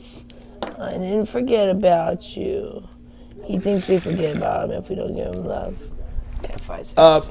First of all, they live in Summerlin. This is the nicest place in Las Vegas. And we pay the bills here. Secondly, they eat steak like 2 or 3 meals a day. Steak! They were eating free food from the Catholic Church when we got here. That's why they were doing pancakes every morning. That's why they're so much rice and beans. Now they're actually eating protein. And that's what Gloria needs because she has diabetes. She doesn't need to be eating all this like carbohydrates and stuff. It's sugar. So, and they could not ever afford to carbohydrates eat. is sugar. It's the same thing. You guys know how we live. So you know that they would not be eating steak unless we were here. And they're eating steak twice a day now. Sometimes 3 times a day. I'm about ready to make Annette's breakfast here as soon as she gets back.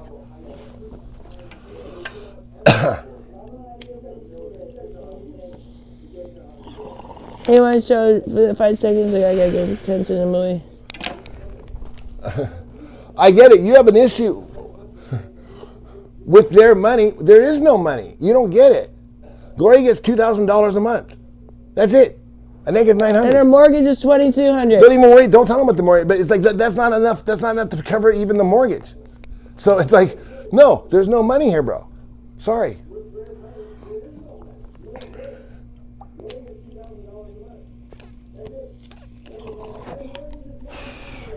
You know, we got to get her back to the doctor, Skeeters. She did her AO1C. We took her into her. I took her into her AO1C about a month ago, and she's supposed to see her doctor again in August. So I imagine he'll give another set of instructions. But a lot of it is she's 82 and she was very stubborn. She really wanted to have her creamer with her coffee. Well, we got her on tea, and we're doing Truvia instead. And she really loved having pancakes with syrup every morning. Or oatmeal with sugar on top of it every morning. Well, and now we're having eggs and a protein, either steak or a sausage or something. And I do give her a little bagel, which I know it's probably not the best, but a little bit. And then she'll grab a fruit later on. But still, it's like, but right, let's go we're outside, transit. right? Like everything's progress. You guys want things that. Come on, Rich, let's go outside. Don't argue with let's these go. people. Let's go outside. Let's make more No, positive. I'm just talking to Joy. What are we gonna do? Joy doesn't understand the difference between she everything in her where she's an arguer. She comes from a place where they say that they're fighting Irish. They're the fighters. My boy needed a little love. He just needed. I hate to be left out. Like, don't forget about me, you guys. He really does. Like, he'll pop his head out. Like, his new thing is when I'm doing my weed, he pops his head out over there. Oh wait, hold like on. just a little bit, just to like forget about me. And then when you walk by over here, he pops his head out just a little bit here to be like, don't forget about me.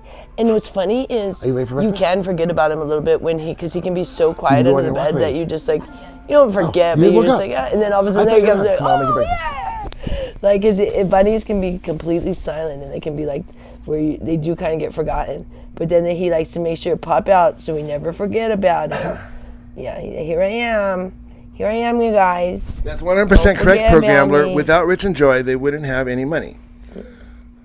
Yeah, why do you think I'm going to New York, you guys? Rich and Joy rescue Gloria and Annette. I'm not going to New York for fun. Yeah. Like, I mean, you can see like how much I struggle with oh, I got to go there and deal with, addiction. But I go there for work, and so you have to deal with things when it's for work. I would not just go. I would not be like, oh, I'm going to go deal with this addiction stuff for fun. Like, it's not. I'm not. Well, also, but I do love New York, so there is some fun within my work. Yeah, and also, you guys, it's I get you think the value of a man is whether they make money or not. Yeah. I got that, and I lived my first 30, 40 years of my life. That's not how I value a man. Under that premise, and I found that under that, I just wanted to break the mold. I didn't want to be like that. I didn't want that sort of thing where, oh wait, I'm the man, therefore you do what I say. That's why you guys come in here. I can't believe you let your wife. As soon as I hear someone say, I can't believe you let your wife, I stop listening. Yeah, because what generation are you that like a man controls a woman? Would you please let me finish a sentence? Well, Jeez. Now we have a little bit of a balance here because it's like, yeah, I mean, but Joy runs the show. It's on me. Oh, I thought it was and yeah, I run the cameras, so so that's what I do. So I have to make sure all the cameras are angled out. That's kind of my specialty. Yeah. So let's get going. Anyways, the thing I do, the thing that I learned that is very important for a man to do in my short time here is keep the peace. Hey, how are you, baby? We'll do breakfast in 5 minutes. Yeah. Oh yeah, you can. Yeah, you can make breakfast with Rich in a minute here. Oh, your hair looks gorgeous today. Oh, thank you. Yeah, it looks really pretty. Close the door because Casper gets a little red mug just in the morning. Casper is like sometimes gets a little too close to the door for my comfort in the morning because he's like, "What are you guys doing?" He closes a little bit because Casper. Sometimes Let me get the light. starts to kind of like follow us a bit, and that makes me nervous because it's not necessarily safe in this part of the house for him to come out. He's never left the room, but sometimes in the morning he gets a little too curious to me, so I keep the door closed. Because really, he wants food, and he's wanting more lettuce and stuff. So in the morning, he's kind of like, "What do you guys? What do you got out there?" Oh, is he coming? Are you coming? I'm coming. Oh, I see this. You're fine. All right, I'm big guys. I don't know what's going on.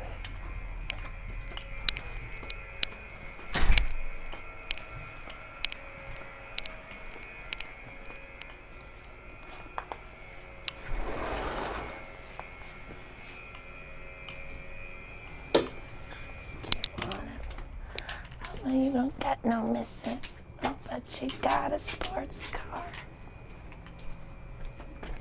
You drive it real far. Yeah, you know what this is.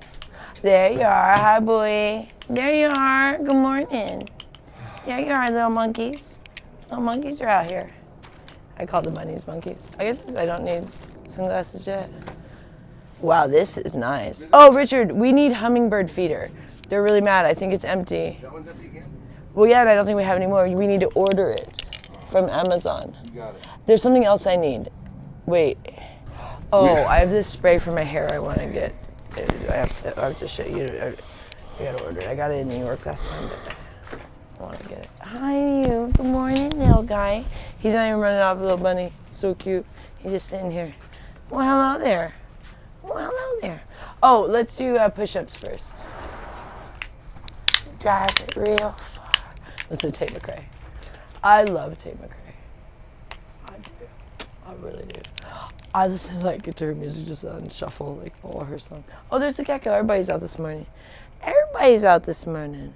Got a hummingbird. The hummingbird's mad because he came to the feeder and it's empty. We don't feed the birds anymore. They became too much of a nuisance. Gosh, the pigeons took over. Such a shame because the little guys were so cute in the beginning, and then the pigeons just. So we have. Oh, well, hello. Well, hello. You're gonna come near me? Well, good morning. Yes, please come as close as possible. This bunny is coming towards me. What? Yeah. Okay, now he went away. Yeah, you could come towards me. He was coming towards me. That is crazy. When I was a little kid, I want to do push-ups before I do the nunchucks because the nunchucks wear you out. When I was a little kid in Northern California, I grew up in Placerville, California, and there was a lot of deer up there. And I remember one time I never took the bus because I went to a private school that was like at the church, so they didn't have a bus. So your parents had to drop you off. But my mom worked the graveyard shift at a boys group home after my dad left one time. And so she worked all night. So this lady would take us to school. And, hold on, let me close this door. I think the AC is on. It really shouldn't be on there. It's nice. We need to turn it off if it is on because it's really nice here. But, oh, you're coming. We need to turn the AC off if it's on because it's nice. So turn the AC off in the house. It's really nice out. It is off right now. Okay, oh good. I remember waiting for this lady and this deer came like charging at me. I remember I was a young girl and it was like such a cool experience, but it got so close to me. I remember, and I just froze. I didn't know what to do. I was like, is he gonna, it was like a chicken thing. I didn't know if he was gonna turn or if I needed to move. And I just stood and then he got so close to me and then right before he was close to me to turn. But it was like, yes, we smoke weed. Crazy experience to have like a deer like charging at you. I was like, it wasn't a big one. It was just like a small one, like a baby. But I was like, not a baby, like a teenager. It's not just her voice change. I think her mood changes after she does a bong hit. So you can definitely tell. Oh yeah, I get a better mood. I'd only had one early, like middle of the night. So I needed to smoke some weed this morning. So because I jumped on the bong. Let me on the bong. You ready? On the blog. Yeah, I'm gonna start with push-ups and then we'll do the nunchucks. So I'm forcing myself to do the 20 push-ups every day. I really don't like doing push-ups right now because I haven't been doing them, so they suck. Like you're like, ooh, I'm gonna do some right you know, like you kind of have to force yourself. But once you do them regularly, they don't. Then they're not hard at all. But if you haven't been doing them, then they're hard. It's like just anything that's you're out of shape. Yeah, I think I might do them right after you. Yeah, that sounds good. Oh, I heard that. I think you need to move them more because I'm gonna go like, whoa, oh no, oh. This way, maybe? Oh, that could work. Yeah, I think I'll go like this. Yeah, this could work. Yeah, I'll go like this. We'll get more like a little bit of a side kind of angle. A little bit of a side angle, maybe. This way we can really see if you're going down. Yeah. Yeah, that'll work. Is that good? Should I go head here, feet there? Yep. Does that work? I think that's what it is last time. Or do what? I think I'm gonna go maybe this direction, like this. What, is it better, you think, from the, yeah, what do you think is a better angle? Whatever. I don't know what's going to be the best angle for push-ups, you guys. Yeah, how about like this? This. Join. If you've already had it, do no, it. I think right here. I like right here. Okay. I just like what's comfortable for me here. This looks good. Sorry. This looks good. Okay, here we go. Now you adjust the camera. I think this is a good spot for me. All right, here we go. 1, 2, 3, 4, 5, 6, 7, 8. Oh, that's really music. 13.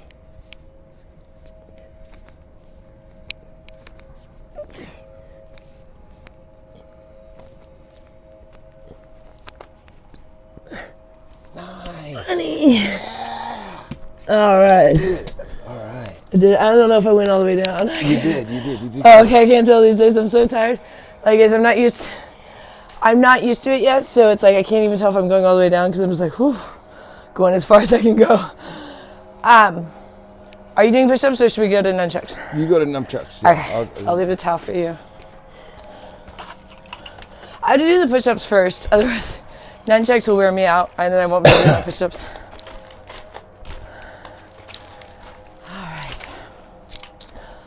See, like this thing is watering right here, but it's like, what's it watering? See what I'm saying? Oh, there's a sprinkler there? Look, see it? And they're not even sprinklers. I thought they pulled all those out. No, they can't pull those out. If they pull those out, look, okay, this one's working, I see. Do you see? Oh, they pulled out the sprinklers and they added something to water these plants or something like that, I remember. Something like that, I don't even know. This area is technically what they call the common area. So it's kind of ours, but it's kind of the common area. So like you can't keep anything in this area. You know, your stuff has to be on your patio part. And then, so they do the landscaping for all this area. That's what your HOA, it's one of the HOAs pays for the landscaping. So like they do these things. The guys come back here. So it used to be grass, but then they pulled all the grass out when Vegas had that drought. They had grass up until about that drought, and then they pulled all the grass in the neighborhood, which was kind of important. They had grass in the front and the back. Did they? Yeah. Oh, I remember that. Yeah, remember there's a photo of me sitting with Koki back here I have a in photo. 2012 I actually have a photo with of the Heidi grass. here. Huh? With Heidi. Oh yeah, you have a Heidi. But there's a photo of me and Koki the dog sitting back here in one of these chairs in 2012, and there's grass. I was like, oh yeah, I forgot about that. There used to be grass. I forgot that it kind of like it was like so significant, and then it was just gone that you like forgot. But yeah, it was pretty cool when there was grass here, because it was a lot of grass. Because this whole area was grass. Like where it's rock, it was all grass. Like everybody's backyard was all grass. So it was very nice, but they couldn't water it anymore when they had the drought. They weren't allowed. A lot of places that unless you were like a golf course, and even the golf courses were limited, and like some of the casinos were limited. So there's only a couple of people that could like keep grass. But a lot of the neighborhoods, they had to get rid of their grass because you weren't allowed to water it enough, so it was just all gonna die. Okay, I'm using the texture.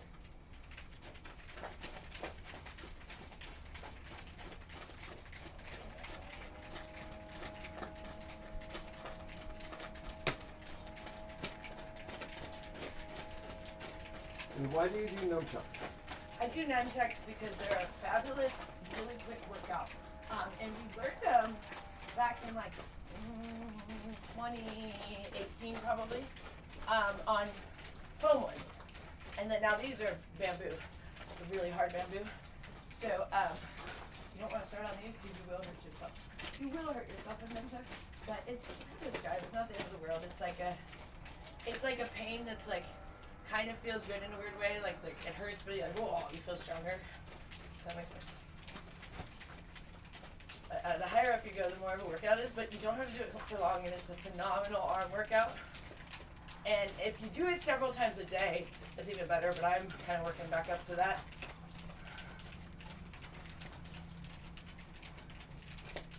I'm trying to work up the amount of time I'm doing my nunchucks because I used to do much longer, but lately I've been so tired, so I'm trying to get back to doing a little more. But you don't have to do very long and get a great workout.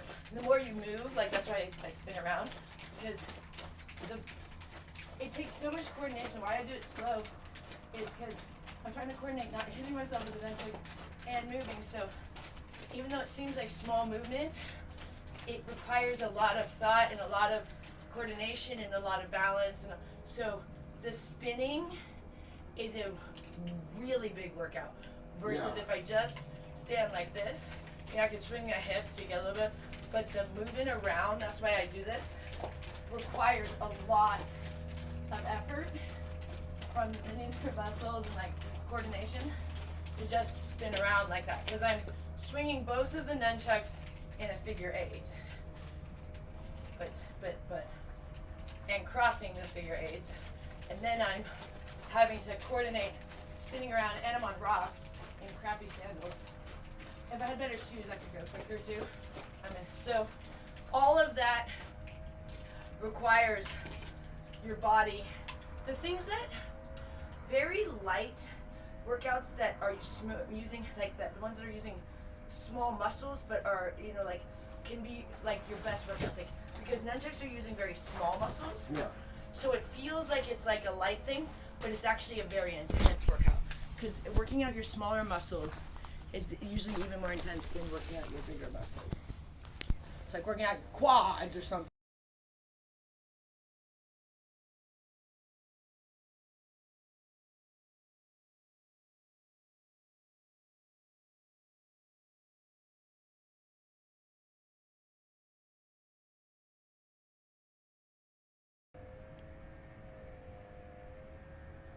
Here, use this mic.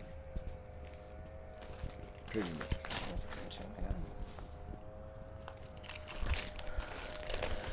Working out the tiny muscles is way more of a workout. I don't know if you know that. You have small muscles, and especially with nunchucks, you're working out all these small muscles in your hands, your wrists, and in your arms, the small ones, not the big ones. That can be such a big workout. Yeah, the hummingbirds are getting mad. They're all coming over here, and it's empty. So can we order that today, Rich? Yeah. From Amazon, because this is a travesty. We ran out of the hummingbird feeder, so they come over here and they're like, man, it's empty. They're all bottom. There's like 3 empties that float by. They expect it to be full. We're usually pretty good about that, but we've been so kind of like not on it with everything. Please hit the likes. Good. Now we're getting back on track. I think the poor hummingbirds ran out of the little. Be sure to hit those likes. You have to get the special thing about hummingbirds. You can't be giving them like sugar things. You get the special. Oh, they're wondering how you do it for so long. Huh? They're wondering how you're doing this for so long. Oh, really? Yeah. Oh. Usually everyone's like, oh, yeah. Well, we've been out here for actually a little. Are you gonna? Yeah, keep going. Keep going if you feel it. You're kicking in ketosis. That's why. Huh? You're in ketosis. Yeah, ketosis.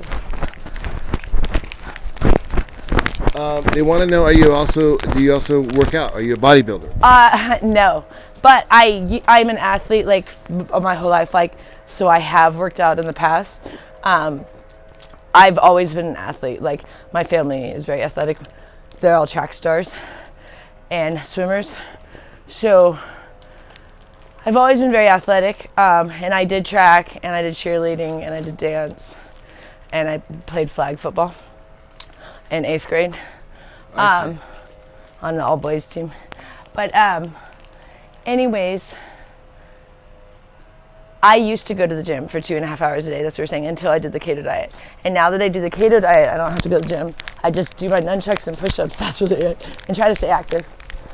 But lately, I haven't been that active. You just have to eat protein, and you'll get a fit body. Protein is the key. Do you have any experience with bodybuilding or lifting? I dated bodybuilders, and he would try to make me work out like him. I'm not a fan. I dated a bodybuilder back in Portland. It was an AA guy, actually. I met him in AA, and he was a bodybuilder. Weird dude. But he would make me work out with him. And this is before I ever really liked working out at the gym. This was my first experience. Because I had, I'd been an athlete, but you work out at school, like you train. I'd never been to like a gym. And this guy was all about the gyms. So he made me get a membership at 24 Hour Fitness. But I had an eating disorder at the time. So it was really difficult to work out.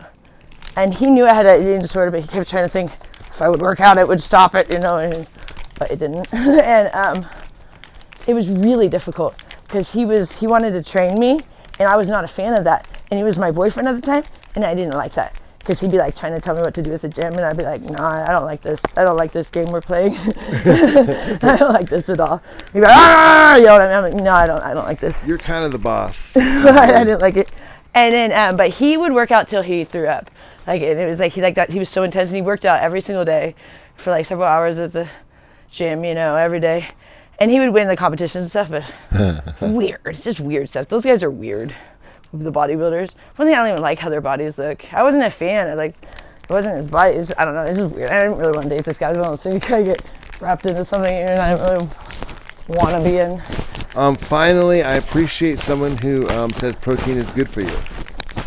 Huh? They appreciate the protein is good for you. Yeah. What's your opinion on protein? Oh, look at these, the babies.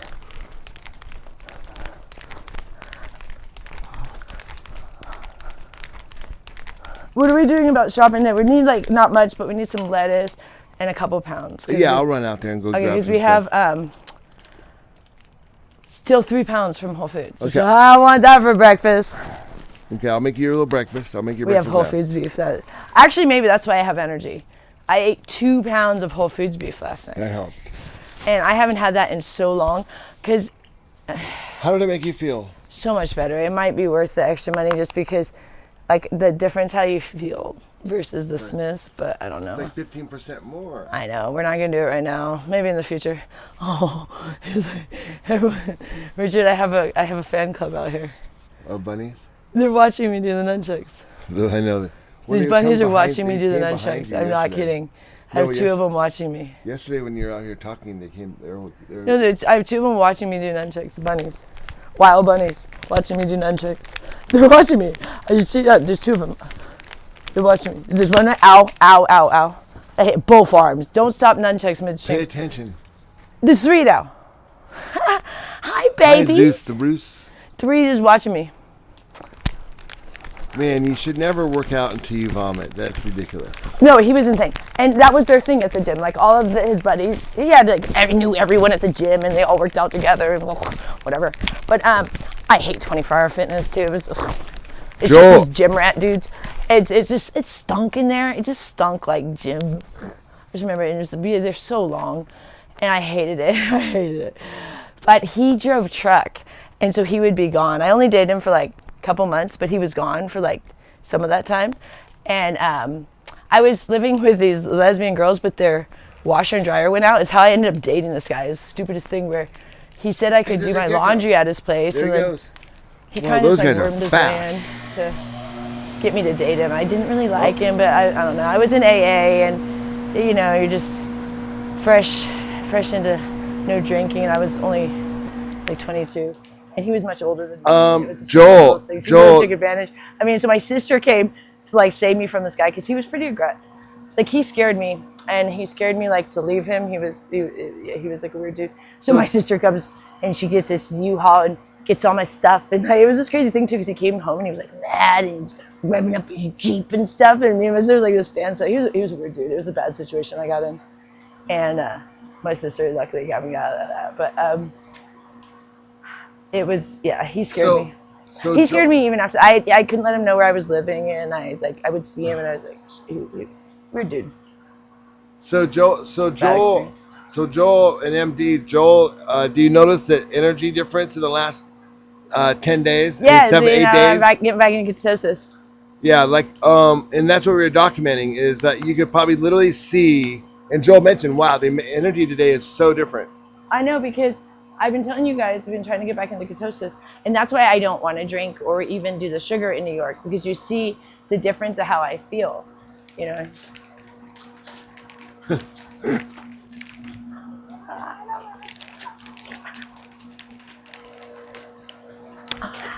You know what's crazy, you guys? Wait. Is I am a left-handed person. I am fully convinced now.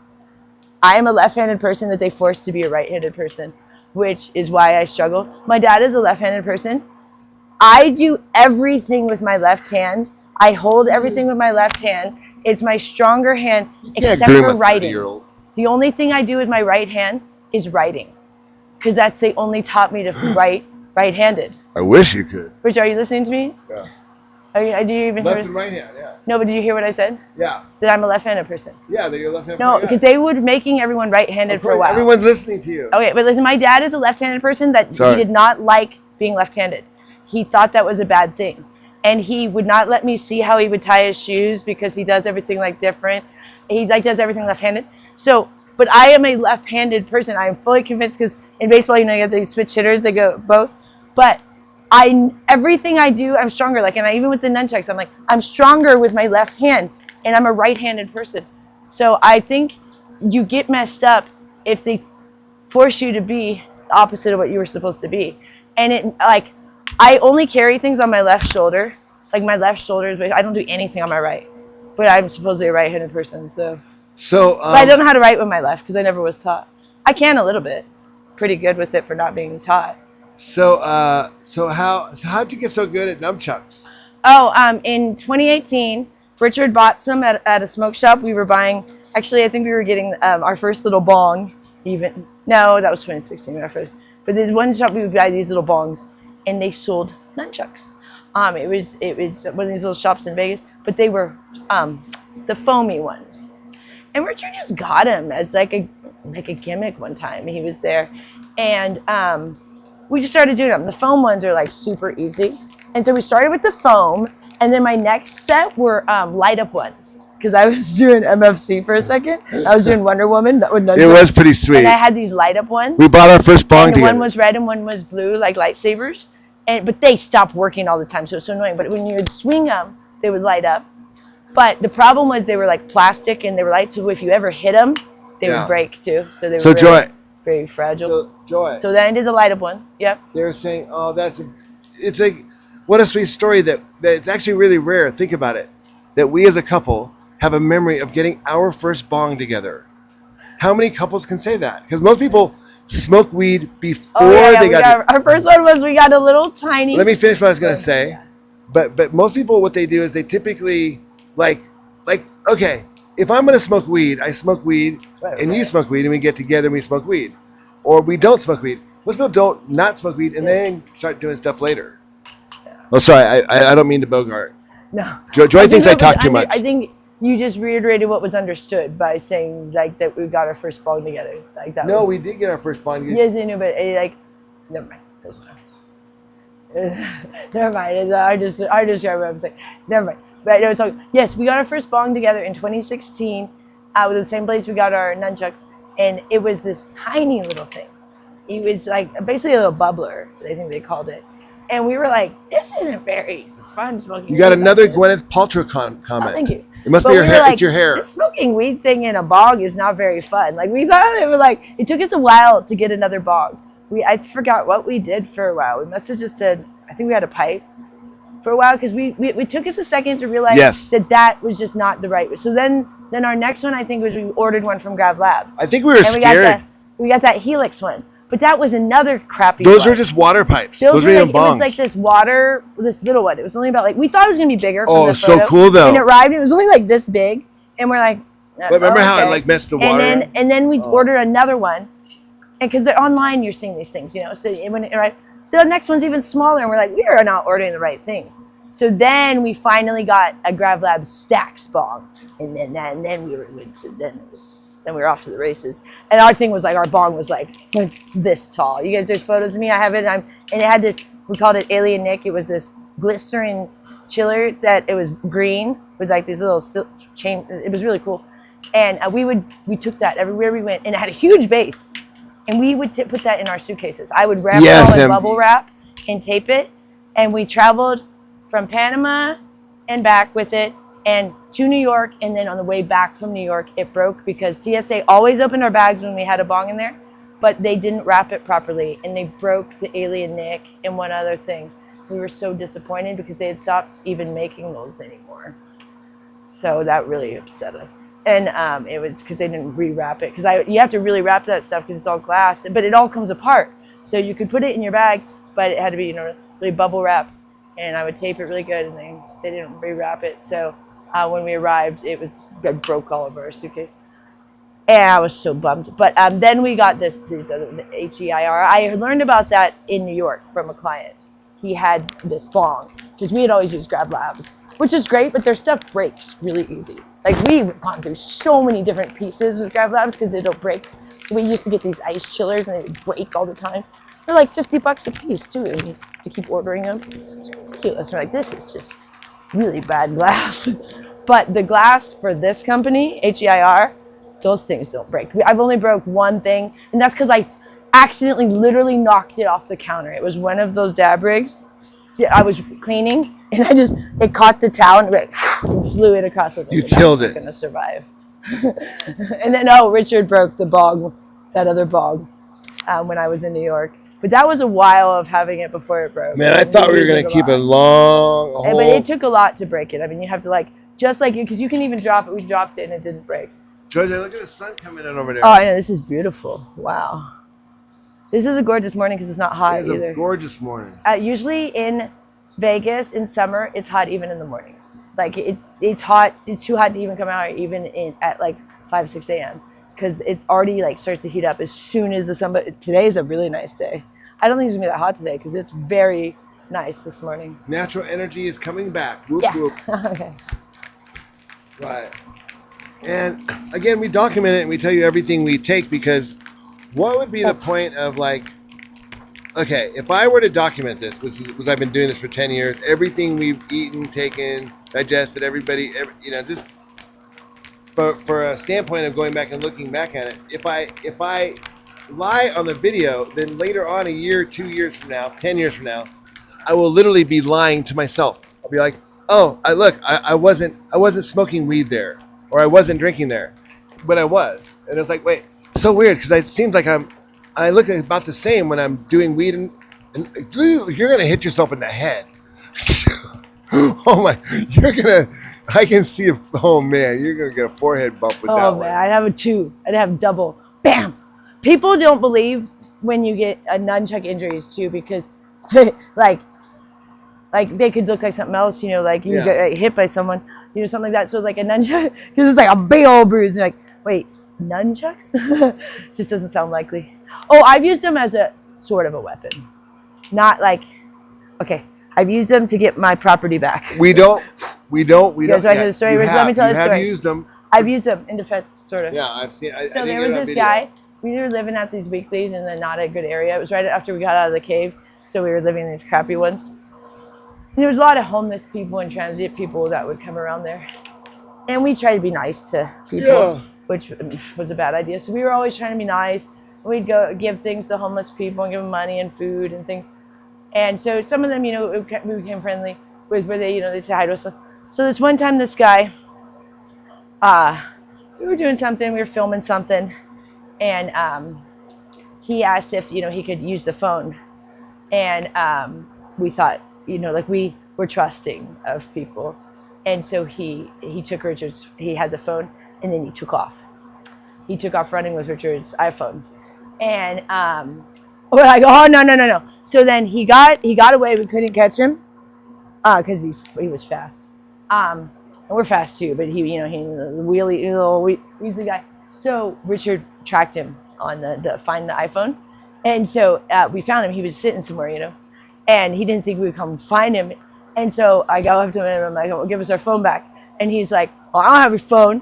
I'm like, yeah, you do. We tracked you. But I have my nunchucks. I'm like, give me my phone. I'm going like this. Like, give me my phone back. And he's like, no. And he's like, I don't have your phone. We're like, we know you have your phone. We tracked you. You're the only one here, and you're sitting here with your bag. You have our phone. And he didn't even understand the phones would be tracked. You know, he's probably been home as well. Like, give us our phone back. And so he was holding this little Bluetooth speaker that I'm sure he stole from someone too. And like one of these little ones, you know, little dingy thing. I'm like, give me my phone back. And he's like holding his hand. He's like, no. And I'm like, you know, keeps yelling at me, and I don't have your phone, you know, whatever he's saying. And I'm like, yes, you do. So I'm like, give me your phone, or I'm gonna like hit you with these nunchucks. And he's like, oh yeah, right. I was like, give me my phone, I'm gonna hit you with these nunchucks. And he's like, oh, I'm scared of you. And so I go like this, and I go, whack, and I hit with his Bluetooth speaker out of his hand. It's like shatters. Box. It's like, give me my phone. He's like, whoa, crazy bitch. And then he gave me the phone. So I didn't have to hurt anyone, but I did break his speaker that he probably stolen. But I did, like, Richard was like impressed because it was like I nailed it like perfectly. Like I wasn't trying to hit him. I was trying to hit the speaker, but I nailed it where I just like, bam. And he's like, whoa, fine, here's your phone. I was like, yeah, it's more like it. Did he throw it at you? Yeah, he threw the phone at me too. Yeah. You try and break our I remember phone. I saw you had to pick it up. Yeah, he threw the phone. Tried to break my I phone. thought you hit it out of his hand. It was actually Richard's phone. So we didn't ever let No, a you homeless hit person touch our phone again. you hit his boombox out of his Lesson hand. learned. But we did get our phone back. The only time I've And had scooters to make find booze. nunchucks That's is why. sort of- And scooters. But I nailed it. I was like, give me the phone. I was like, wham! And like it just he was just holding his little speaker. He's like, yeah, crazy bitch. I told you, give me my phone back. Next time I'm gonna whack you. And scooters, and that's why she makes more per hour than a lawyer, because lawyers can't do that. Yeah, people try to mess with me, and it never goes well. They think because I'm like this little white girl, and then they oh. Go this way more, so we get the sun right. Yeah, there you go. I've had a lot of people try to mess with me, and then I've never hurt anyone, but I don't stand down. Like they shocks them. I don't fight like physically. Use it. Go do your thing. I just don't stand down. And Use it now. that was the only time I've ever done something like that. But usually I just don't stand down if someone's like especially when we were in the hood for a bit. Yeah, people thought I would stand down. I got slapped too, like 4 times in the hood. I still didn't stand down. I was still.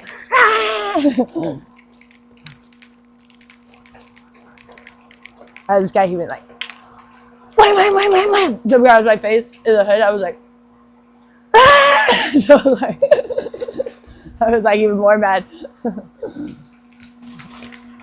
He's like, you didn't shut up, bitch.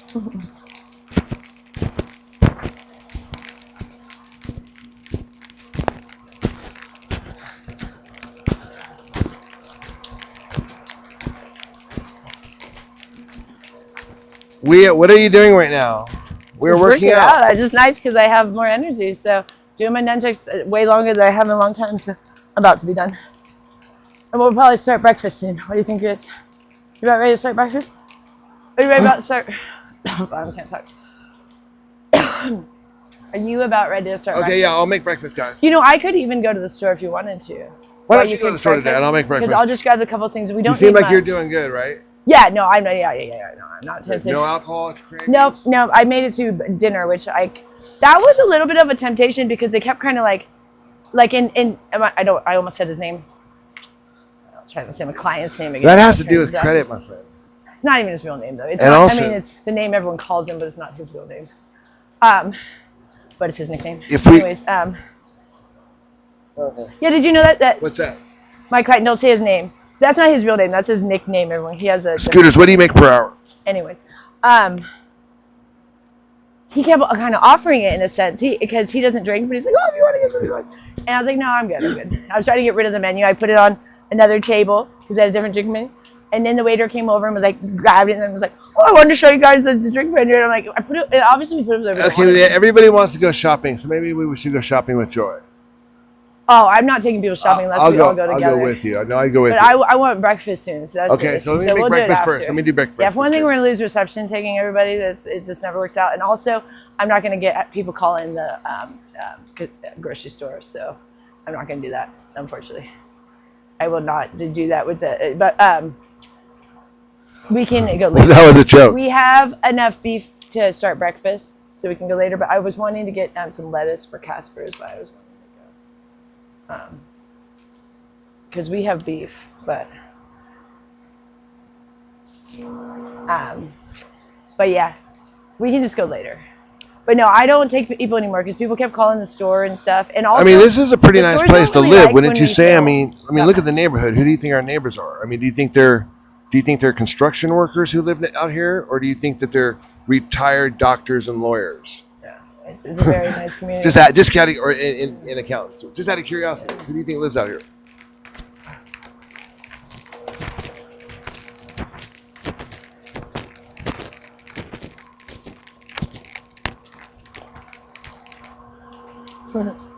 See your bunnies? Oh no, and also so cute.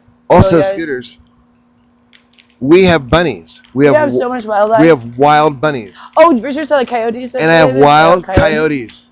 So much wildlife here. It's wonderful. It's really amazing, actually. I think it's because they made it so nice with the nature, and it used to be even better with the grass. But they have like a golf course with a pond. They used to have 2 ponds, but they have one. So yeah, they make so much money. That's why they come from Mexico. And then they work here through the summer, and then they go back to Arizona, back to Mexico. A lot of people don't live here. A lot of the construction workers, I don't even think our neighbor lives here full time. The one that's attached to it. The construction workers don't. The constructors that work in Vegas, they come here, make their money, and then go back to Arizona because they can't afford to live here. So there's a house attached to us. This is actually a duplex. They're all duplexes here. They don't really look like duplexes though, because I didn't even really know that for the longest time. But there's literally a guy attached to us. But I don't even think he's here all the time because he's rarely here. But yeah, these are actually duplexes, which is crazy because they don't look like duplexes. I've never been to Colombia, but I would love to go. They look like separate places.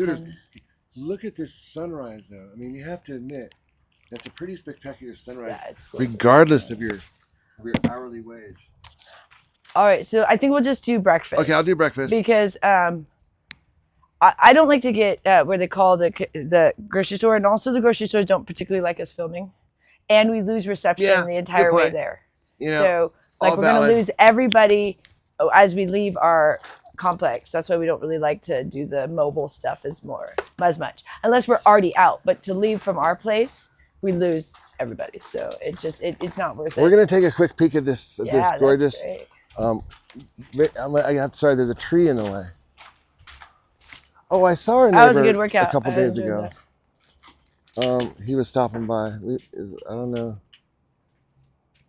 Yeah, a lot of people don't even really actually live here. You guys can't get it, unfortunately, with this. I'm not getting what I want.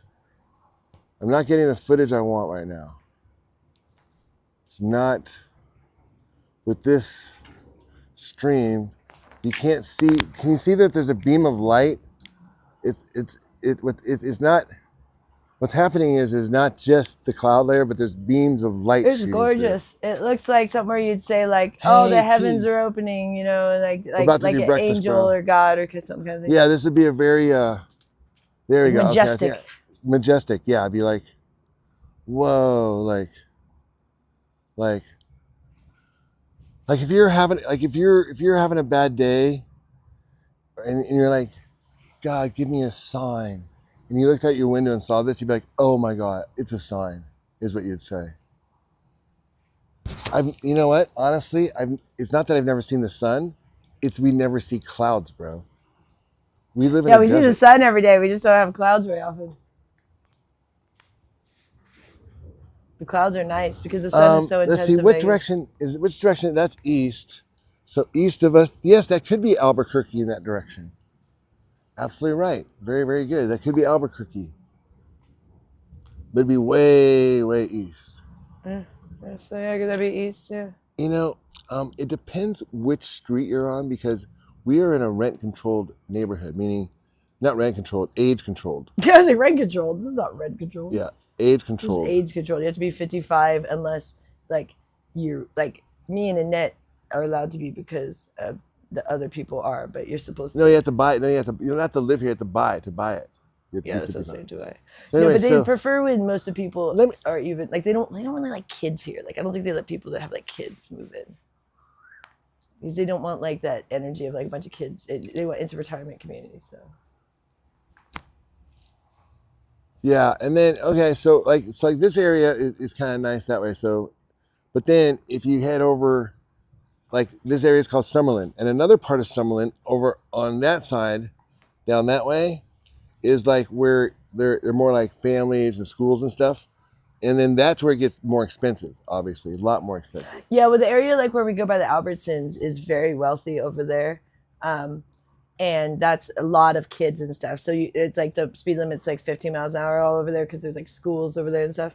Where here, it's actually 30 in our neighborhood, which is nice because there's no kids. And then what I was going to say is like over there, and then what's happened is that this area, Summerlin, this area where we live, this town, is getting, Mark Wahlberg just bought a place here. He's moving here. And in fact, it was a big deal because he moved here under the condition that he was leaving Los Angeles, but he wanted to open a studio. So he had to meet with the governor. And so in Summerlin, they're opening 2 new movie studios. Like, and Mark Wahlberg's going to be a part of owner of one of them. The other one's going to be owned by Sony or something. Oh, let's see here. And, you know, oh, you're ready to chat? I'm going to start breakfast now. Yeah, are you gonna take them in for breakfast? Or Yeah. No, you talking to your tire, and then it's a nice morning. I'll start your breakfast right now. You can do the ladies first. Okay. Do theirs first. Do mine last. I sure will. I'll do Because that. I'll talk until mine's done, but you can cook theirs first. But would you guys rather watch breakfast? No. Okay. They want to stay with you, actually. Okay. I'm not gonna do the store thing with you guys because, like I said, the biggest thing is we lose reception as soon as we get in the car. In our neighborhood, that's what pissed me off yesterday. It wasn't just Maps. It was we had no reception, and then Maps was crapping out. Even when we got reception, Maps was crapping out. I don't know what was wrong with Maps. That's how we ended up in that huge. Because we were trying to see. Well, I always check before we go to the strip because you never know these days. And so we wanted to find the best way, and then we picked the worst way. It was my fault too because I said, "Oh, let's go 15." Richard said 2:15, which is what we should have done. So I ended up only being 10 minutes late, but that's only because we ended up getting off the highway. Well, they were getting everyone off the highway, but turned out to be the best exit for the casino that I need to go to get the back way. And I'm not going to talk about where I was, but it was like if I was going into another casino, I would have been probably like 30 minutes late. And the problem was we had a dinner reservation, and we had an appointment before the dinner reservation. So and I was supposed to be there an hour before the dinner reservation, when then it was like crunching the time. So I ended up getting there 15 minutes before, which was great. But it was freaking me out because I was like, oh my gosh. And I hate being late anyways, but we were going to be early until they shut down I-15. I couldn't believe it. So, so if you guys don't know, last night, I told people this morning, but a lot of you were probably asleep because I was up at like 3 or 4 a.m. this morning. I was up at 3. I think we started the blog at like 4 a.m. But I went to bed pretty early because I got home about 9:30 and I ate 2 pounds. I was so full. I should not have ate 2 pounds, but I guess it was good because I woke up with a lot of energy. But because I didn't eat all day till dinner, and I'm gonna tell you, oh my god. But I woke up at 3 and just had like all this energy. I didn't want to go back to sleep because it was like 9:30. So we go to bed early, and that's late for me. I usually go to bed at like 7. But the dinner went well in the sense of the things that I was worried about were not a concern. The alcohol, I found a tiny twinge, but I'm not doing that, so I got through it. But like I said, there was a drink menu, and my client, he doesn't drink, but he said, oh, you can have a drink if you like. I said, oh, no, I'm good. So I folded it, and I put it on. There was an open table next to us. I just put it over there to just like, let's not even think about that. But then the waiter comes over and picks it up and like, oh, let me show you guys the drink menu. And I'm just like, just get that out of my way. I don't need to be thinking about that right now. But it wasn't that tempting where I couldn't, but it was just like, I was just trying to be like, no, I'm not even gonna have a second thought. Nope, get out of here, not gonna do a drink. And so then that was gone, and so that part was fine. And then I wanted to not pick the most expensive steak. We were at a very expensive steak restaurant, and my client has it comped, so I shouldn't have worried, but I still try to, you just feel weird like picking a really expensive thing. But everything was expensive. So the cheapest steak was $65, and it was a prime rib, which I found out is not a steak I like. And I asked Richard how I liked my steak prepared, and he said medium rare, which is apparently not how I like my steak cooked either. oh, or at least not at this restaurant, because this thing was like mooing. And my client is someone that likes his steak pretty well done, almost, pretty cooked. And mine comes out, and they served it with horseradish and some sauce that you dipped it in, but I didn't, and I didn't do it with the horseradish. Oof. But it had so much fat, and it came out, it didn't look like it was cooked at all. I mean, it looked like it was raw, and I was like, and my client says to me, oh, I don't know how you can eat that like that. Some people like their steak a certain way, and I'm thinking, yeah, this is not how I like it. But I didn't want to say anything. Which is like, you should send it back, have them cook it more. And I didn't even think to do that, but I wouldn't do that. But it was so bad where, when you're cutting it, it just doesn't even cut. It's like, it's all stringy. I had to like literally pull up my fingers. I mean, I'm like, oh. It was not good. And, but I stuck with my diet. So that part was good. As I told him, I'm just doing the protein. And so he likes Brussels sprouts and some little mashed potato thing, as his sides. But the sides you had to pay extra for anyways. So it was like, I'll just do the steak. And then he, asked if I wanted dessert, and I said, no, I'm full. So that part worked out great, but I was really disappointed with the steak. And he got a New York strip. I should have just got that. That was like $75, so I was trying to go like, I don't like to get the most expensive thing, but his still didn't look that great. I don't know. I was not impressed by this steak restaurant. I'm not gonna say the name, but I think the problem is Vegas food just sucks compared to New York. So I usually go to steak restaurants with this guy in New York. I've never been to a restaurant with him in Vegas, and we were kind of comparing, and I just said, yeah, I like the other one better in New York, and he's like, yeah, me too. But it's just, I was trying to be positive, like, oh, they're almost the same, but it's not even worlds the same. And it was so bad. Like, my stomach was a little upset when I got home from that. Like, it was just like the amount of fat on this thing. And I tried to not eat the fat, but like, I guess the other part was leaner, but like the fat, okay. I sometimes like when I can have a little bit of the fat. Like, I know you're not supposed to eat much of the fat with steak, but like, I like to have like with a ribeye or a New York, you get a little bit of that juicy fat, and it's like tasty, and you just get a little bit. This was like gobs of fat, and I tried to take a little sliver, and it was like so bad. I had to literally like take it out of my mouth. I was like, and he didn't notice he was eating. I was like, it was disgusting. And then a horseradish, I didn't even know that was something people put on steak. I guess that's new to me. So that was a real disappointment. But it went really smoothly with the diet thing, because this place was kind of weird. Like, everything was like nothing was given for free. So there wasn't like free bread. There wasn't, so it was pretty easy. Like, everything you had to pay for. You had to pay for every side with your steak. So it was $65 for the steak, and then that's all you got. Mine came with horseradish. But if you wanted anything with it, you had to pay extra. So it was pretty easy to be like, oh, I'm good, I don't need. Where normally, they come with things. Not at this place. Everything was paid for. So he got himself a salad and Brussels sprouts and a little bit of mashed potatoes. It was like these tiny, tiny little portions too. The steaks were massive, but not very good. His New York was like huge for New York too, which the bigger a steak is is not a good thing to me. That means they fed that cow too much grains and fat, and he was overfed. So, but a lot of these fancy restaurants think the bigger the cut, the better. I'm not. So I was like, that's way too big of a New York strip, because, I ate organics forever. And we can't afford it now, so I don't usually eat steak. I'm not a huge fan of steak if it's not organic, because it's harder for me to digest. I mean, I like the taste of it, don't get me wrong, but steak is hard to digest, and especially if it's that fat, it's just like, oof. So, but organic, I didn't ever have a problem, but we just can't afford it. So I'll maybe eat a bite or two of like Richard, or if he's making a steak or something, but not very often.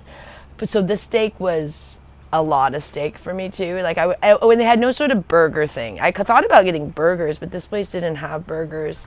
Because sometimes I'll do that. I've gone to him at the steak place in New York. I've gotten burgers before instead of steak. But this place only had steak, and like they had like shrimp or something. Very small menu. It was like 4 or 5 steaks but it was redundant, because there was a bone in and one without bone, of like they were the same. So I felt like they could have had more options of not like they really only had like New York ribeye, the prime rib, filet mignon, Maybe that was it. I mean, so it was like your cheapest thing was the prime rib. I mean, it was only the best cuts of the steak. They didn't have like skirt steak or, you know, flank steak or nothing like that. I mean, it was only like the best cuts. But the prime rib was obviously not a cut I like. I was trying to get the affordable one, $65 affordable. It didn't even matter either because he has the whole thing comped. But I've never ordered the most expensive thing on a menu when someone paid for my dinner. I was just be like, oh, let me get the lobster or something, but the prime rib. This place didn't have lobster, I'm just joking. I would never order lobster. It just sounds like something that's expensive. Do you know what's a terrible thing that's expensive? Is calamari. We got it one time. Ugh. Why? I don't understand that at all. What is this like? This like eggs? What is calamari? Calamari is, I think it's squid, like Squid Games. No, sorry, not calamari. I'm saying the wrong thing. Calamari is good. The other thing. The thing that people eat that's supposedly caviar. Sorry, calamari is great. Calamari is octopus. Calamari is great. Caviar is the one I was thinking of. Aren't those like fish eggs or something like that? That nasty crap. Sorry, not calamari. I say the wrong things. I say the wrong words all the time. Calamari we love. Me and Richard used to go nuts for calamari. I forgot about that. In Panama, oh, we get that all the time. That is good. Calamari and what is that other stuff we would get? Oh gosh. It's got octopus in the little, ceviche. We lived off of ceviche in Panama. But caviar is the one I was looking. That was the word. That stuff. Ugh. I don't know why that's something that's a delicacy. No, thank you. But oh my God. I was watching Big Brother last night. They had the one on the regular TV. So we've been watching the live feeds, but on Sunday they have where they show the nominations or whatever. But the guy says, they come up with these things, they have to say something for why they nominated, so I'm sure they think of it forever. So the guy gets up there and says to the one guy, he says, "Your game is so much shit that the toilet's jealous." I was like, it's kind of funny, but that's a ridiculous thing to say on TV. And they were all like, but anyways, the thing with these reality shows that's irritating now is people are so rehearsed now. I used to like when they would just do the reality shows and it would be more like off the cuff in the very beginning. But then what happened is people were doing crazy things. So now they're just so polished. But anyways, last night they gave them alcohol and they were going insane. And I was like, it kind of just made me like happy I'm not drinking, because they literally give them they get one beer a piece, or they all got one thing. So they sent in these vodka seltzers, and we were just saying that's probably the best thing if you're trying to get drink. They had the one can of vodka seltzers, they had beer, and they had wine, but everyone only gets one. So you either get a glass of wine or you get one vodka seltzer, you get one beer, so it's because there's however many of them they have. Just, oh my gosh, they're all sitting there trying to figure out which thing they wanted, and it was this frenzy for one drink. And I was just I just don't want to be like that, you know what I mean? For alcohol. I mean, they were they were alcohol. We were watching on the live feeds. I don't even know if they'll air that, because it's almost weird to see how insane they went for just a tiny bit of alcohol.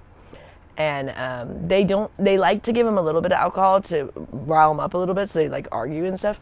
But then they found in seasons when they used to give them too much, bad things would happen. People would get wasted and get hurt or do dumb things, jump in the pool with their microphones on and stuff. And so they only give them a tiny bit, but it's just a weird thing to see someone and that's how I get, and I just don't want to be like that. I don't want to be so obsessed with something. I mean, it was they were in a trance. They went, because they had them go into the room. They have a room that they deliver the food, and then they close that door, and then they tell them, it's open, you can go get the stuff. Because they can never see the people that come in. They don't see the staff. So the staff comes in through these little holes in the walls in the house, and then they close them, and then so they don't ever see the people. So they'll just say, "Oh, you can go now in the food pantry," and they're like, "Oh, they knew that what it was going to be because it was late night." And so they went all there, and then they were walking in like a single file line going, alcohol, alcohol, alcohol, alcohol. I mean, it was like it's the weirdest thing. It's just weird to kind of like see people just so obsessed with something like it's literally poison. You know what I mean? Like we get so into this thing that we're literally like poisoning ourselves. And I just don't want to do that anymore. Like I'm getting so, you guys see I'm feeling healthy again. This is ketosis. So when people thought I was like on all of these things, we're showing it's just ketosis. And you see when I'm actually doing something like alcohol or sugar, I don't have energy. It's the ketosis. That's your body is burning your fat for energy. But the problem is I'm a lean person, so I have to continually eat. That's why I eat 3 pounds a day of beef so that I don't lean down too much. But I had actually put on, not like a lot of weight, I'm a tiny person, but I was putting on weight in spots I didn't like when I was doing the sugar and alcohol. And my weight hadn't changed that much on the scale, which I don't weigh myself that much, but I was curious. So the other day I was like, okay, I have gone up a little bit, but not as much as like my body had been looking different. Does that make sense? Because it was more like a distribution. And you know, muscle weighs more than fat. So sometimes as you get fit, the number on the scale might go up or down, so don't base it on that. We just sometimes get a gauge once in a while. We don't weigh ourselves very often. When we were, when Richard was first trying to lose the weight, he was weighing himself every day but it's never good to weigh yourself every day because it'll cause you just major chaos in your brain, because some days you're going to weigh more than other days, and according to your water weight and things like that, So don't ever like do that. You'll drive yourself insane. But if you need once in a while, just if your curiosity, like am I gaining or losing weight, you jump on the scale.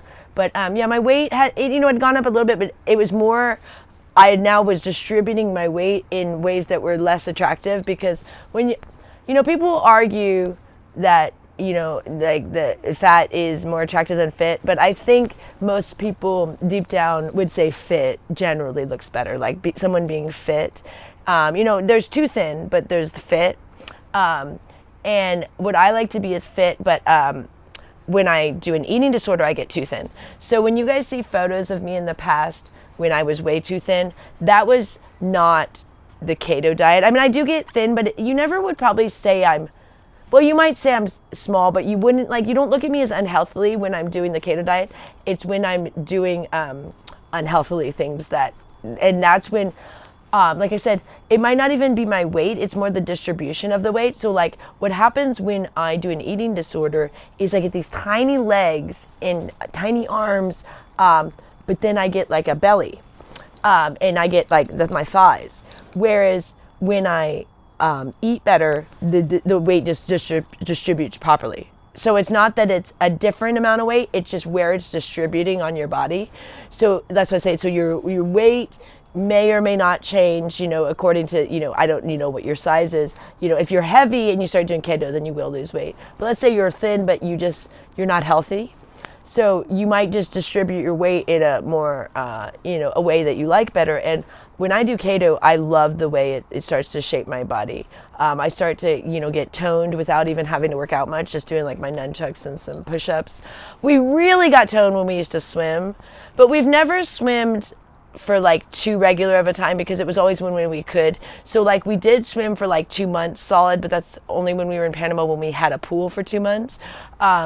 We rarely have had the consistency of a pool that you could swim laps in. We used to always have pools at the apartments we lived at, but they're only open seasonally, and you can't swim laps because there's people and they're not made for that. We would try to do a little bit, but you're usually bothering people because usually other people in the pool. We would only do it if there's not someone else in the pool. But here they have a fantastic pool for swimming laps. But the problem is there's only 2 passes for the house, and me and Richard can go 12 times a year. So we are going to go soon, now that we're feeling better, to at least use our 12 times. But the problem with 12 times is it's not a consistent thing either. And in order for us to get a pass over there, they want to charge $1,000 a year per person. I'm like, that seems high for a gym.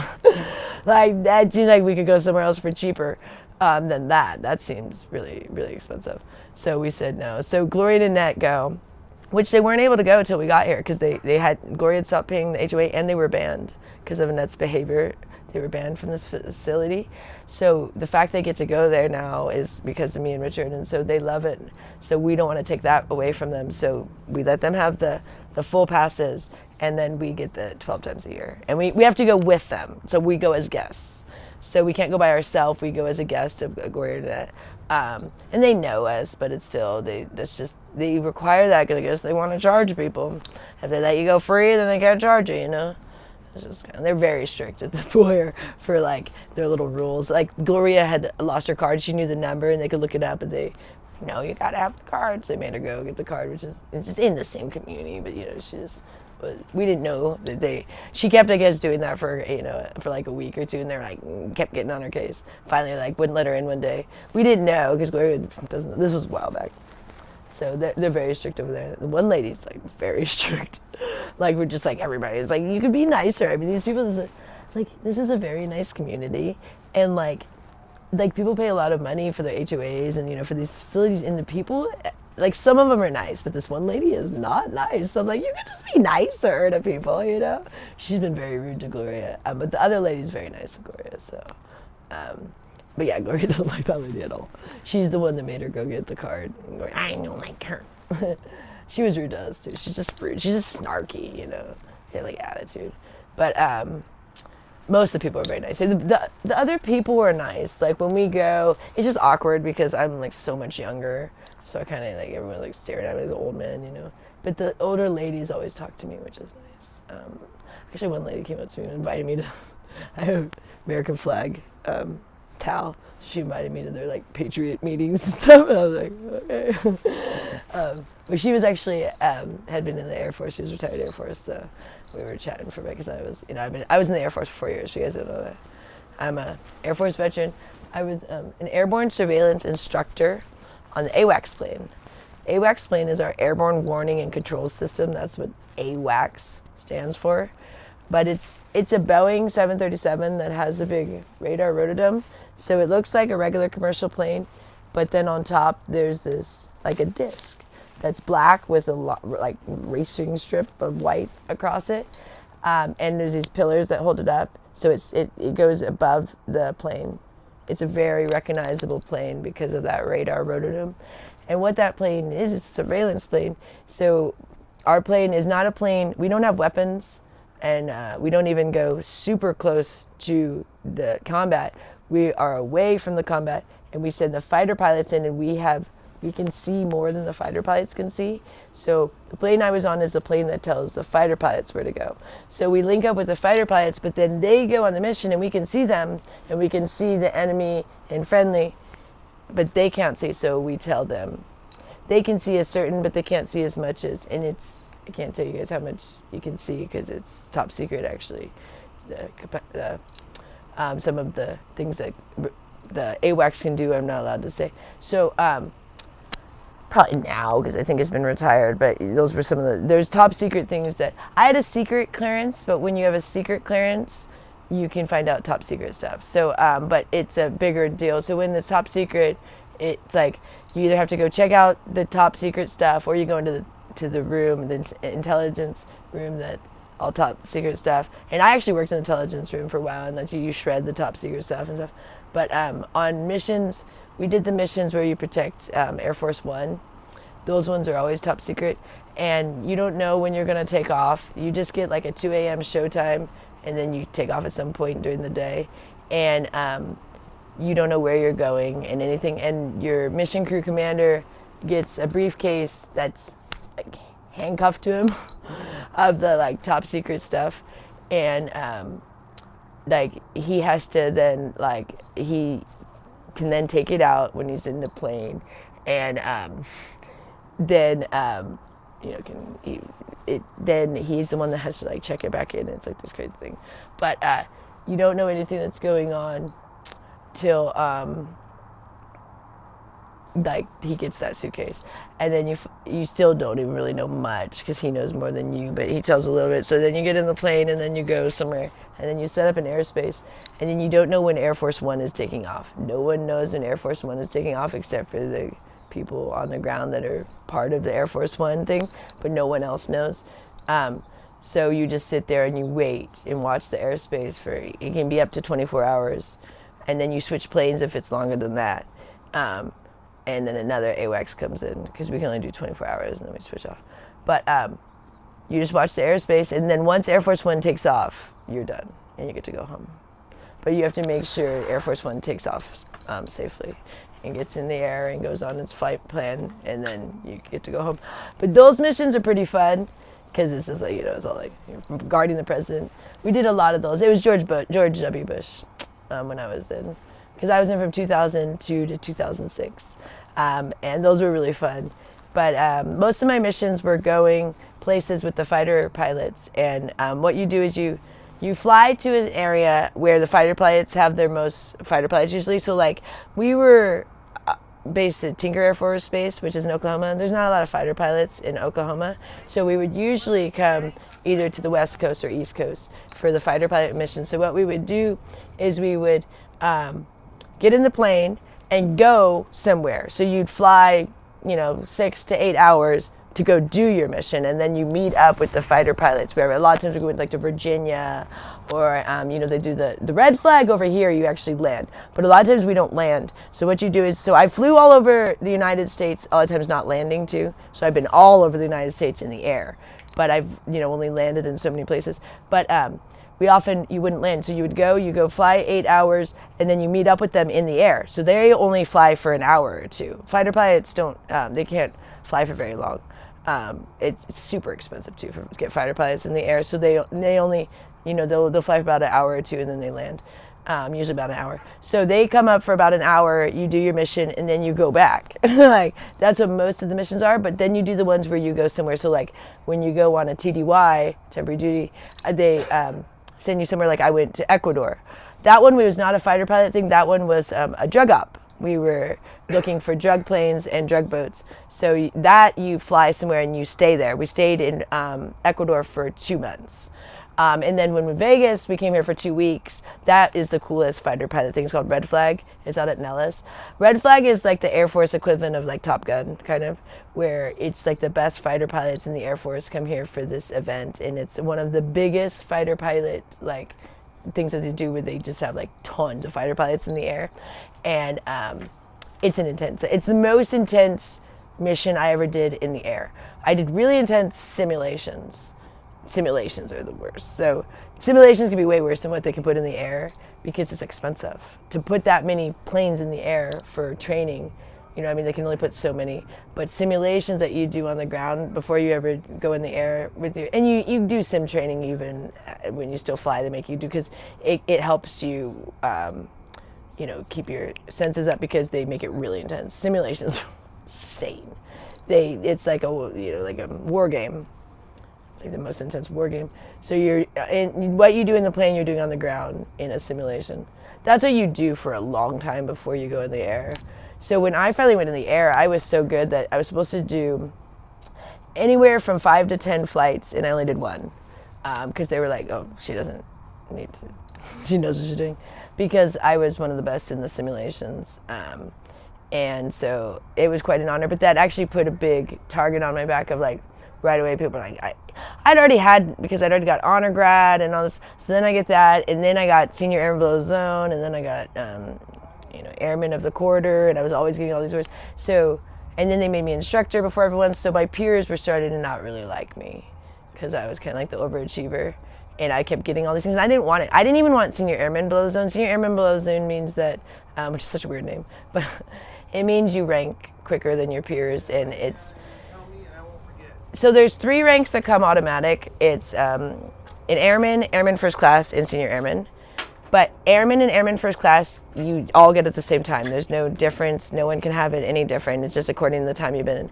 Senior airman is the only one that you can have above your peers first, and you can get it 6 months before you can. And part of being senior airman is you get to move off base, because you live in the dorms until you become senior airman, and then on base, and they kind of suck because you're always sharing something. You don't share a room always, but you share like a bathroom, and they're just tiny little places, really small little rooms. So it's good to get to finally move off base. So I got senior, but only one person in your squadron gets senior airman, and squadron is several hundred people. I hate to So- interrupt you, but I got your breakfast Oh, here. cool. I'm not gonna eat right now though, I but that looks beautiful. Can you go? As soon as I'm gonna done- put it in there Yeah, so it's yeah. done. Put it in our room and put a paper towel on it. I mean, that looks amazing. Okay. Okay, I'm gonna have that in a Okay, minute. I'm Okay. working on Gloria's stuff right now. Okay, so. as soon as you're done, as soon as you make yours, I want to eat with you. Okay. But put a paper towel over your to Okay, kind of this is keep what it we're having. keep it warm a little This is bit. what we have every Meal. every meal. Yeah, that's organic beef burgers. Yeah. Grass-fed from Whole Foods, which we normally have to do Smith's because Whole Foods is just smidge more expensive. But we had to return something yesterday, and since I had to do my call and I said I want Whole Foods for tonight, and so Richard ended up getting more pounds than I expected him to get. So Did now you we get that have to figured do out, Gloria? I said just last night, but he got me a little extra, so a little today. But then I do need to get some more. We don't have enough for the full day. We have 3 pounds left, so he just made one, and he's gonna have one, so we'll have one more. But anyways, senior airman below the zone is like quite an honor, and there's so many requirements to get it. So pretty much as soon as you get in the Air Force, people are trying to work towards senior airman below the zone, but I never was. I just kept getting awards because I'm an overachiever. That's what people don't know about me. They think it's my job. Whatever, I'm overachiever in that job too. But I have always just, I never do something half-assed. If I'm into it, I just go full steam, and it's not like a competition thing. It's just my own competitive with myself. But so I was doing all these things like volunteering and doing so many things. Like I had so many things that you get. You're working up your resume, they call it. And I had no plans to do the senior airman below zone. But then my supervisor was like, "Oh my gosh, you are like a shoo-in for senior airman below zone. You weren't even trying. I'm definitely putting you up for that."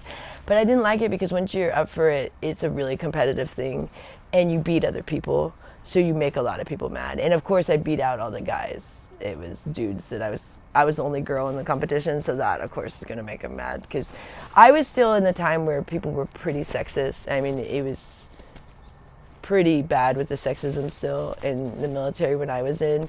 I'm sure it's gotten a little better now that it was Me Too stuff, but it was pretty bad with dudes giving women no respect, and they always said that you got anything on your knees, you know what I mean? So, and I wasn't that way then, but it was just always assumed, that women did sexual favors, and it's not the case in the military, and women work hard, and it's they were very disrespectful.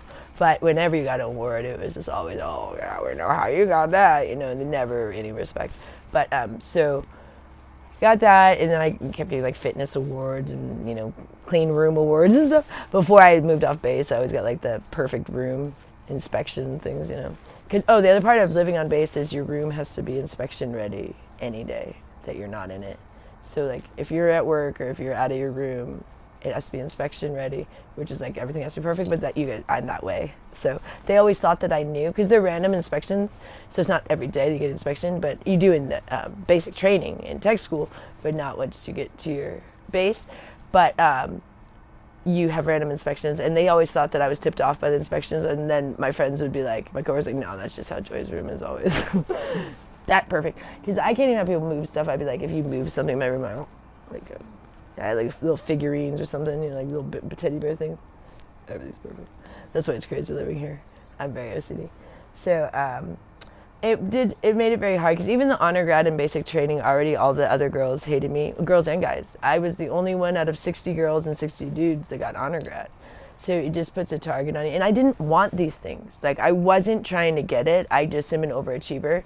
And like right away with honor grad and basic training, everyone was eliminated except for me after the first like week or two, because there's requirements and everyone didn't meet like one of the requirements. One of them, I forget what it was, one that wiped out like everyone but me. I think it was a test. Like everyone didn't do good on the test, and I always do good on tests. There's this test it's called your CDCs in the Air Force. It's your career development course. You take them like I think like 2 years into your job, if I remember right. And it's a really long test about your entire job and like things that you don't remember, because like you learn so much stuff when, I don't know, like if you went to college for your job. Let's say you went to college for your particular job, which is rare, people do that anymore, but some people, or you went to like a training school for your job. you don't remember every single tiny detail. Like, you learn how to do your job, but like, you know, there's extra little things that, like, if you're tested on, you know, like, people have to go to these things, like in real estate you have to go to things, or like accountants have to go to these refresher courses. So these we have in the military career development courses, and you get 2 years to study, and it's, the book is huge. And there's also at the time there was a CD for it, you know, because that's what we used to have, discs, you know, and probably still have that. So you had a CD you could put in your computer and do the test on your laptop. I had a laptop. Oh, mom got this little Dell. Or you could read the book, a massive book. So I, of course, was, you know, a young kid, and we were drinking every night. And so I didn't study for years. And then right before I was supposed to take my test, they sent me to Vegas for my first time. And it was the red flag. And I wasn't 21, I was 19. So I couldn't go out to the clubs. I had my sister's ID, but no one wanted me to go. They were like, Joy, you're gonna not let us in if they wouldn't let you in Miss Sarah's ID. But because I had used it in Oklahoma, but they were nervous that Vegas was gonna be strict. So they were like, we don't want to get turned away because you can't be letting, because I was the only one underage. So they would leave me at the hotel, but I'd pass out anyways. So we would like pre-drink at the hotel, and then I'd pass out half the time anyways, and then everyone would go out to the clubs and just leave me. So I was the only one that was not 21. It kind of sucked my first time in Vegas. But I ended up going on like the rides at like New York, and like I walked with this one guy who was just someone that didn't drink. This guy Jared. Yeah, his name was Jared. Jared Witt was his name. The squarest guy ever. And he was the only person that didn't drink on the whole crew. And I drank, but I was, you know, not old enough to go out. So me and him would like go do the kiddie rides. But and we walked around Vegas a lot because they had us staying by Hard Rock, which is now the Virgin. So we walked all the way from Hard Rock to the Strip, and we walked all down the Strip. But everyone else was like at the clubs and stuff. But anyways, what was I saying about that? Hold on. Where was I going with the Vegas thing? Oh yeah, so the career development college. So they go, you're gonna take your test as soon as you get back from Vegas. And I was like, oh, you're kidding. Like, it was like 3 days after I got back from Vegas, I had to take my test. And I was supposed to study for 2 years. I haven't studied at all. And now I'm going to Vegas for 2 weeks. I was like, okay, I brought my books to Vegas. Didn't open them, of course. So didn't. So now we got 3 days. And I get back. And now I got 2 days because, of course, I didn't do it. And now they say, okay, you get 1 day off of work to study the day before your test. So what do you think I did that day? Did I study? Like for like an hour. And my laptop overheated, so that was my excuse. I never used my laptop, so I had it on my bed, and like I was looking, and then it overheated, and I was like, oh, I think I'm good. So I studied for 1 hour for something that's supposed to take 2 years. And if you get a 90 and above, you get a week off of work and your supervisor. So I don't study. I get an 89 without studying at all. He was livid, my supervisor. I could care less, and I like working, I don't care. He was livid. He's like, and he knew I didn't study because he knew I would, get 100 if I studied. 'Cause that's how I am. And he's like, Joy, are you kidding me? He's like, you didn't study at all, did you? I said, no, I didn't. I did an hour. He's like, I can't believe you. We could have had a week off work if your lazy ass could just studied a little bit longer than an hour. I said, I'm sorry. But he was so mad. He's like, I don't know how you get an 89 though without studying. Good job passing, but but he was so mad. But yeah, it was harder than I thought. I was like, oh, this is a hard test. It was long too. I don't remember how many hours you sit there to do this test. But yeah, he was so mad. Sergeant, what is his name? Frizzell. Sergeant Frizzell. God, he was annoying. He almost gave me an EQ, which is excellent on my supervisor was also my evaluator one time because he was, so when you fly, you have occasional evaluations and they can't be done by your own squadron. So they have to be done from a different one because it can't be like, feel like we're cheating or whatever. But so my a guy that later, wait, how did this work? He had been my supervisor and he switched squadrons. So he was no longer my supervisor when he gave me the EQ. And this is the guy, so I think this is why he did this, because the 89, the same guy. So we go for, he's now at another squadron. He switched squadrons. And so, but he had originally been my supervisor. So he's giving me my evaluation and I did perfect. But the only thing I forgot to do was, which is so funny because of what happened to me later. So on the flight line, we would go out there. We're called airborne surveillance technicians. It was my first job, AST. But then I became an instructor, so we were called an airborne surveillance instructor. But your first job was called an AST. Well, we were also the ones responsible for getting the meals. So on flights, since they're so long, you go get these meals that come in these boxes that they're like, it's like a lot of stuff in a box. And you're allowed to have 2 of them for a flight, and they're free. Like the Air Force pays for them. You just have to order whatever you want. You know, there's only certain ones that you choose, but there's like 10 different ones to choose from. You know, there's like vegetarian ones, there's different meats and things. One of them like peanut butter and jelly, one of them like turkey, one of them, you know, sandwiches or things, and they have all these other things. And then we also get coffee for the plane, and you get these 2 like 5-gallon water jugs, and that's what's on the plane for the crew. Is they have these meals, and then they have the water and the coffee. And so our job, since we're one of the only enlisted, we're just the ones that do it, because they're not going to make the officers go get their meals, so they make the enlisted. They call us the back row because we're in the back of the plane too. So they call us the back row, so we go get the meals. But what that means is we had to bring that stuff when they're doing all the flight checks of the plane. So they have the engines on, where the rest of the crew doesn't come till after they've done all that. So they have the guys out there with these insanely good like hearing aid, the maintenance guys. I dated a maintenance guy, and he's like, I can't believe they send you guys out there, because they have like this huge hearing protection, and they would send us out there with them little orange like earplugs, these little squishy ones. That doesn't help for hearing from a jet engine. So I lost half my hearing. But my eval, I didn't put those stupid things in because they fall out too, and it's pointless. They fall out and then they become FOD on the flight line. There's little orange things all over the flight line because they fall out because it's so windy. The engine is blowing on you, and you get the thing, and they fall out. So I would never put them in. But I got an eval, and I couldn't get perfect because I didn't wear them stupid earplugs. And then I ended up losing half my hearing, so I thought it was my own fault. I did at first. I thought it was my fault for not putting those stupid things, and I was like, I'm not gonna help against losing your hearing with a jet engine.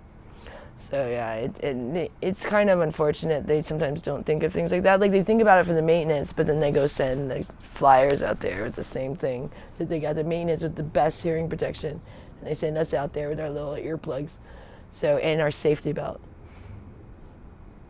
We'd have a safety belt and earplug. Don't forget your safety belt. What the hell is a safety belt gonna help me do? Reflective little belt, great. And them little orange earplugs. Oh, and you get you can't get it perfect if you forget your safety belt or your earplugs. They're so important for your safety, your protection of your hearing, and so dumb. Anyways, so yeah, I didn't get perfect for that, but I was like, really, you're gonna get me on the earplugs? Can you just no. You know those are a safety requirement.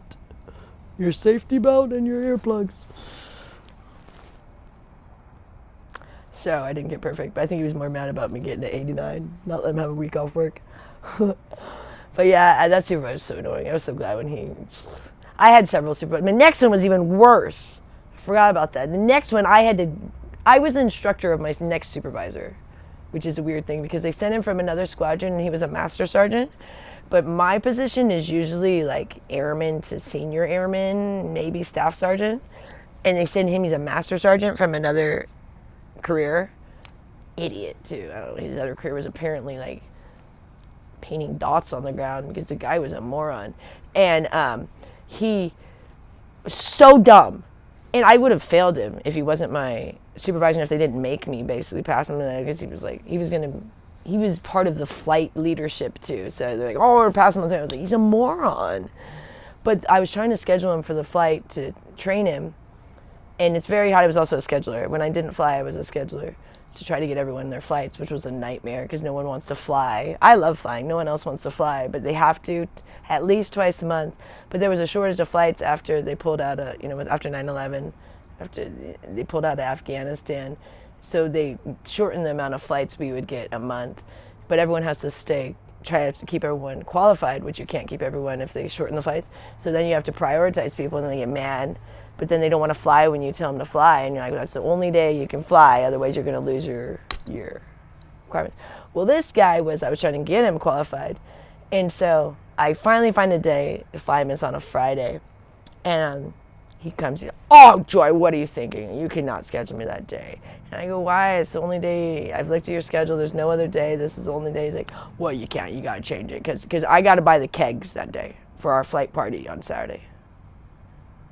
Like, you can't fly because you have to buy the kegs for the flight party tomorrow because we're having a flight party at his house, which was just turned into a shit show. It was like this big camp out at his house.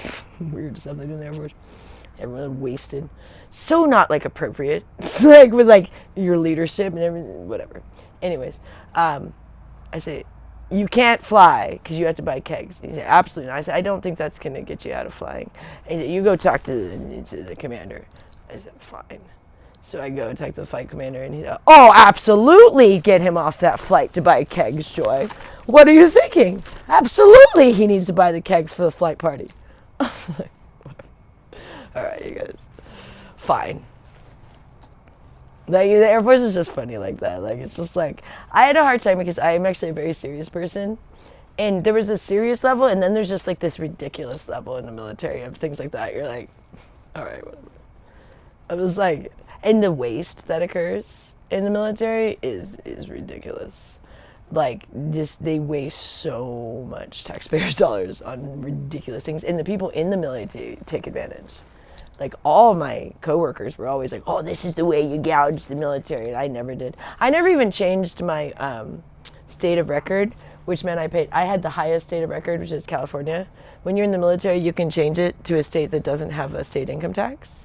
So I paid my state income tax the entire time. They're like, oh, change it to Nevada or Washington. And I was like, no, it's funny because I never thought I would live here.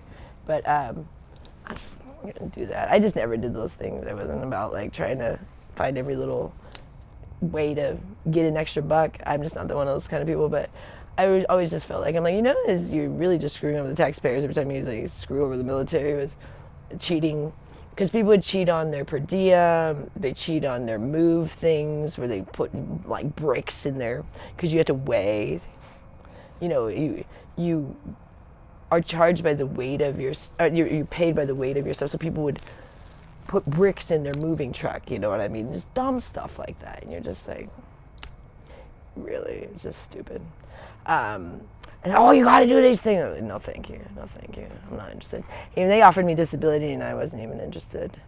Probably should have said yes to that, but I'm not a greedy person. That's why my stepmom called me greedy last time I ever talked to them.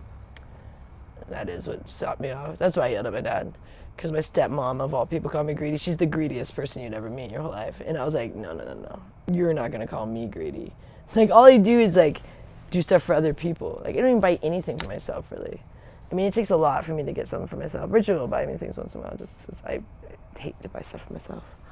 I'll buy stuff when I have to, like, for work. Like, the things I get are for, like my shoes that I have are for work. Like, if you see from my shoes I wear, I have, like, 2 pair. I wear these that someone got me a nicer pair, Megan Me or Glassy Ocean. And the ones that Casper chews up I wear around the house, and then I switch to the other ones, and then I have some sneakers for New York. But for work, I have a handful of heels. But if it wasn't for work, I wouldn't have any of those. Probably wouldn't even have any of those dressy heels. No reason for me to wear them. So that's one fun thing about my job. Okay, it's getting sunny out here. All right, as soon as Richard's done, I brought sunglasses, that's right. It's so nice today, though. It's not hot. As soon as Richard's done making his breakfast, then I'll jump off here and maybe give it to him. And we'll go later to the store because we don't need very much. But I want to get lettuce for Casper. That's why I wanted to go. But the thing is, if you guys go, I still don't like going to establishments now because we really enjoyed it in the beginning. But then people kept calling any sort of establishment we were at, whether it be the grocery store, whether it be the Chinese food place, whatever, any place that they would. And so I just don't find it that fun. And not that they're going to, but they might. Oh, we got to get hummingbird feeder. There's been like 10 of them came over this morning. We just got to order that too. I got to do it. Then it's on Amazon. We got to get it today because these poor babies. We've been pretty good about keeping their feeder full, and they expected, they come over here from all over, and all of them are stopping by and like, and just flying off. Empty again. I think it ran out yesterday, so poor babies. We got to get it. But we don't feed the birds anymore. Unfortunately, the pigeons became such a nuisance. I didn't see that coming. Like, I didn't know pigeons were gonna bother like any feeder. I guess they do as pigeons. They take over, but I didn't realize they bothered the little, because the feeder is clearly made for the small birds. I mean, the pigeons couldn't even fit on it. They were like trying to get on it, like knocking it over, and their big asses. I do love pigeons, but they are a nuisance. They are beautiful creatures, though. People call them flying. No, they are. It's hard to think of them beautiful because they're always eating trash, and there's so many, and you see so many. So you just, but like when you really look at each different pigeon, they are very beautiful, and they're all very different. And they are just rock doves. So the white doves are pigeons. So like when people love doves and hate pigeons, it's the same thing. It's just their coloring. So a white dove is a pigeon, and a pigeon is a dove. They're just different. They're rock doves. So it's like funny how people love doves and hate pigeons because they really are the same bird. And it's just their coloring and their size. So like usually white doves are smaller and all white. So people like that, where a lot of times pigeons are multicolored and larger. But they're both pigeons and they're both doves. So I loved the pigeons for a while. That was my thing before. Well, it actually, I'm trying to think which creature it started in Vegas. I think it was first the pigeons, because we would feed, or maybe it was even the ducks. We started feeding the ducks at Sunset Park. Then we got a stray cat that just kind of started jumping in our window. She started jumping in our window at the apartments. And we called her Bojangles. Or Kidder Bear. She had two names, Bojangles or Kidder Bear. She loved me. She was kind of mean to Richard. She would scratch him because she would jump. So Richard hated this because we had made, it was a 2-bedroom that we made this second room into like a TV room.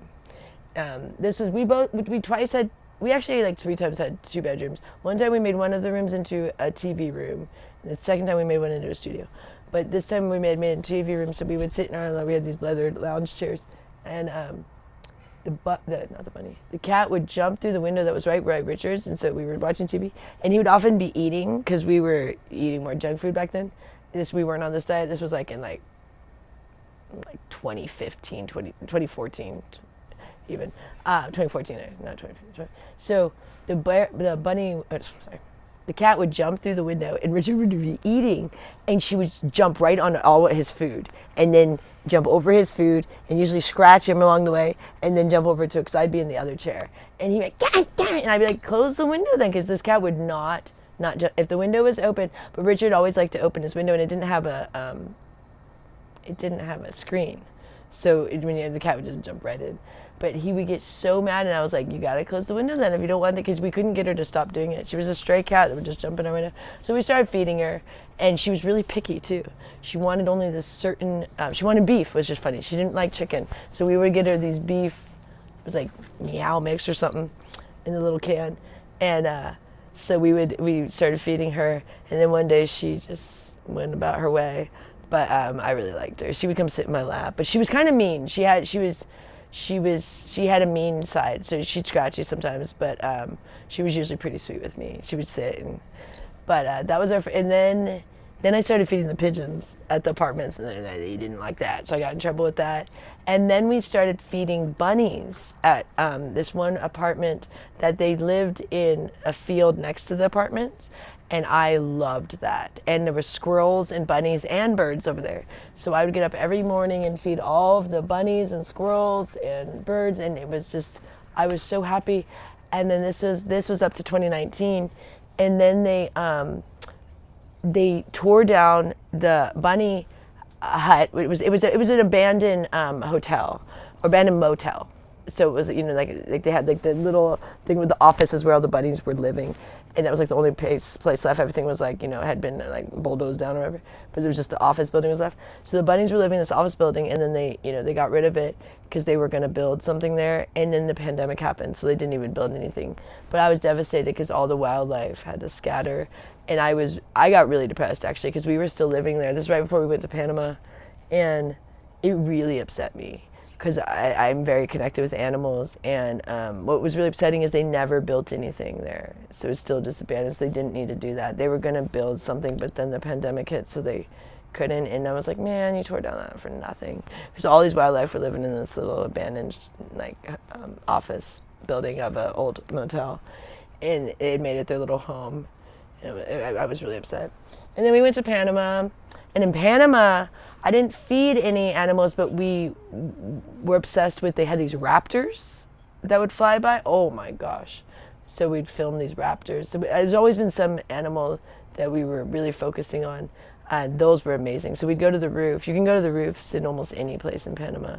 It's like totally like dangerous up there. They don't care.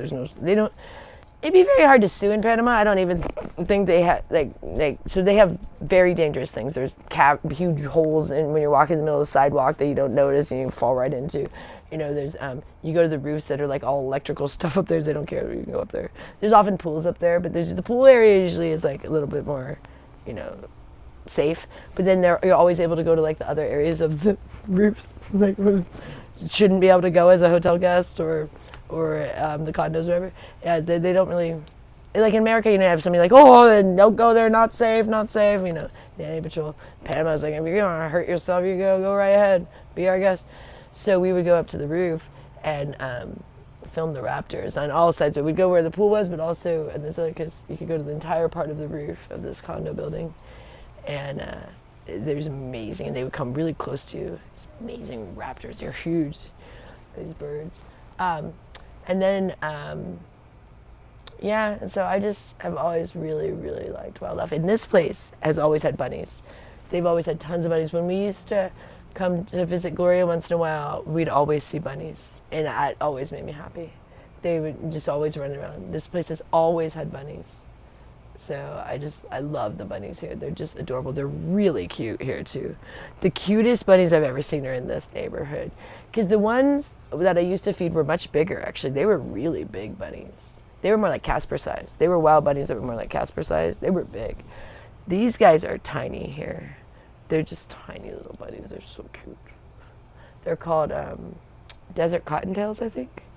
And they have the little cottontail. Casper doesn't have a cottontail. He's got like a dog tail.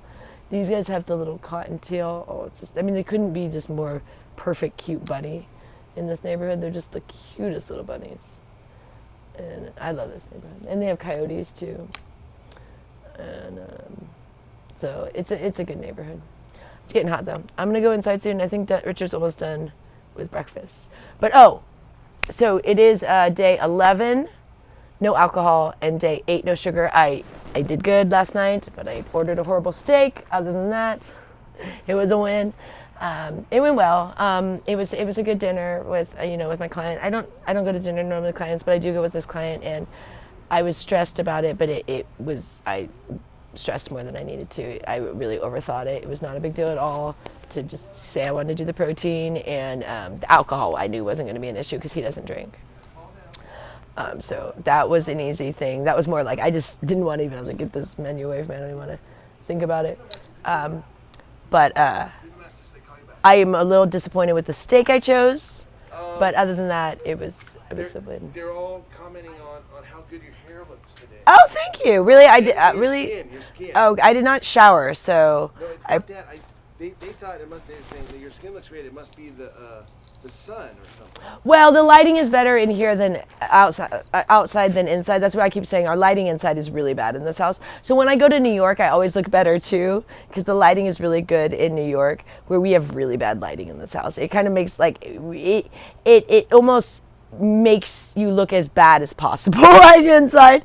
So the good lighting, but I am in ketosis now. So I'm gonna start getting even probably healthier hair.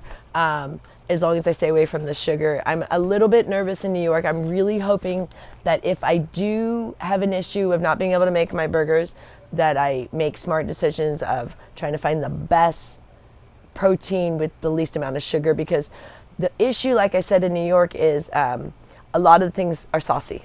So I think if I get in a bind, I'm going to try and find a kebab.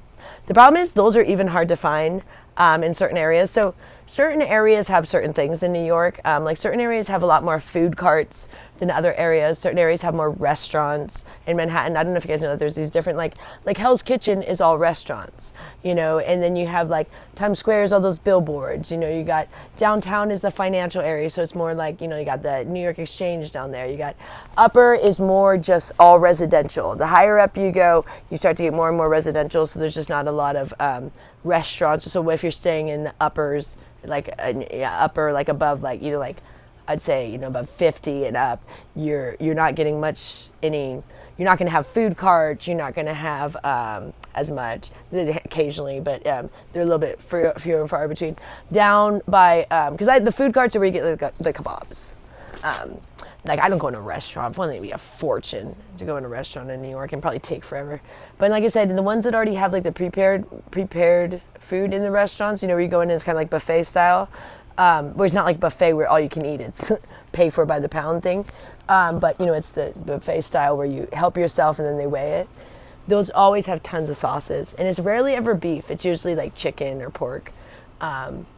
But I used to get these great ribs, but they don't have it at that place anymore. They probably were too expensive. I mean, because beef ribs, the problem is beef is the most expensive meat. So often you're going to find chicken or cheaper meats, you know, chicken or pork, because those are cheaper. But I don't like those as much. So, but I can settle for it if, you know, if I have to. But I prefer beef. So it's very difficult. Like, I can't get a beef kebab. I can get a lamb kebab. That's close enough. But that one time I ordered the kebab, filet mignon kebab apparently, when I was drunk, $100 on Uber Eats. Oh, good thing is when I arrive, I'm probably gonna have Richard order me Uber Eats right away, the steak place. But the steak place has these amazing burgers, and he usually orders me one tiny steak, which is delicious. But depending on the price, I'm always like, yeah, because sometimes he gets the steak on a deal, because it's Uber, he gets Uber Eats One or Uber One too, and then we have it, and you sign up, and then they give you all these deals, and so I have gift cards, and then you also get discounts. So sometimes you can get the discount.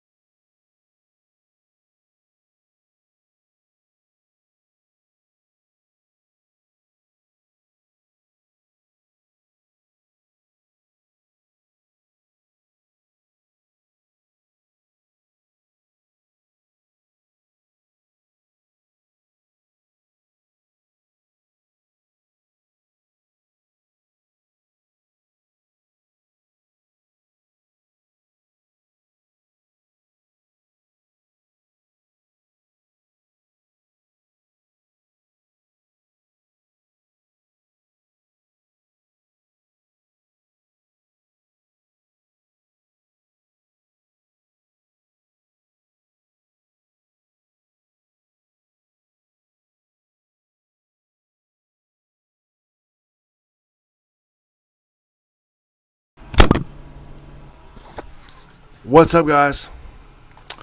Her battery just died. I'll go let her know. She's ready for breakfast anyways. Come on with me. Oh. Where is my other thing? Hold on.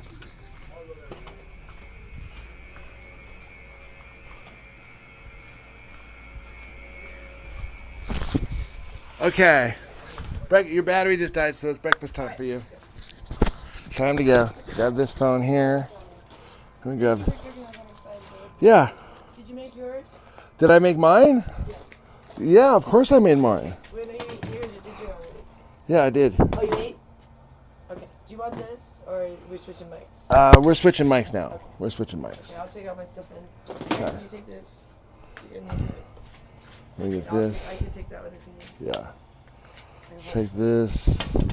All right, that was fun. I had a great morning. Thank you, everybody. I'm gonna go eat my breakfast. Go enjoy your breakfast. I'm gonna go make my breakfast now. Oh, I thought you just That's what he says. Well, no, I made half of it. Oh. Yeah, I make the rest of it. It's getting hot out there now. Yeah, it sure is. Okay.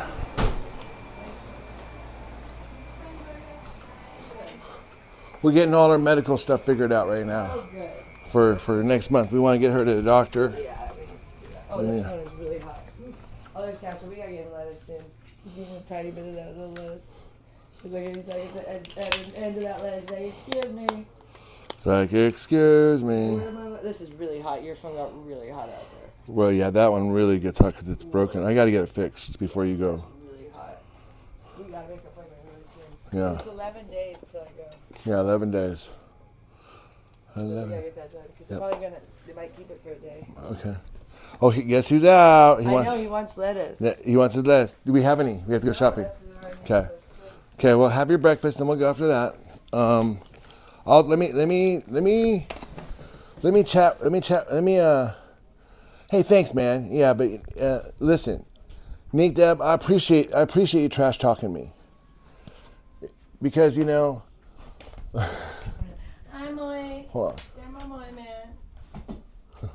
Pervert? Really? Where's your evidence of that exactly? A couple jokes I made, and then some girls that you're following, that you troll around, that sit there like, oh my God, pull those out of context. No, you seem like you're the one. Yeah, I mean, seriously, I have been inundated with so many women since we blew up. I mean, I have emails after emails. Whereas one person that has ever said I've ever said anything inappropriate to them, I've ever come on to them, I've ever done any of that stuff. No one has ever said that because I don't do that. You're just fishing, just throwing for stuff because at first it was like, oh my gosh, you know, when we were blowing up. First I was what? Where's this wire go? I don't know. That's I think that's just a short little thing for. Yeah. Hey, did you want a banger before I get too engaged with the chat here? T-Rex, but grab me just a regular seltzer water. Yeah. Good to have you with us this morning. Oh, we're gonna try to get bones today too. We want to get bones. Okay, so the other thing we got to do today is we got to get this duded. I'm a duded. Excuse me. That would be like past tense. Yeah, I know. It's always more fun talking to the girl, isn't it? It's just kind of the way life goes. It's more fun talking to a girl than it is talking to a lawyer. Can we agree with that? So it's also more fun. It's also more fun talking to your drug dealer than it is talking to your lawyer. Can we agree with that? Right. So why is it so hard for you to conceive that lawyers and drug dealers make more than lawyers? I know it shouldn't be that way because you don't want it that way because you're like, shit, if that's the case, then why the frick did I go to law school? Or why the hell am I?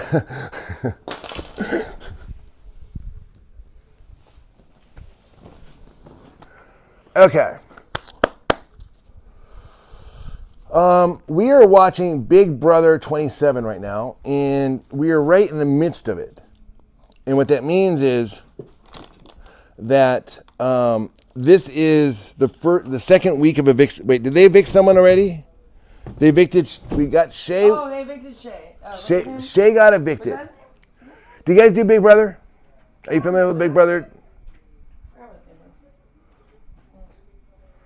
Plug that in. Can you plug that in? Switcher. Yeah. Hey, you were kicking my breakfast. Hey, Google just sent us a payment today. Oh, is that today? Well, that's what they said. I just got an email. Oh, Thank you, Google. Thank you, Google. Yeah. So Google, I'm an independent contractor with Google. So they send us money every month for turn on our live streams. I guess it's interesting, you know, who knew?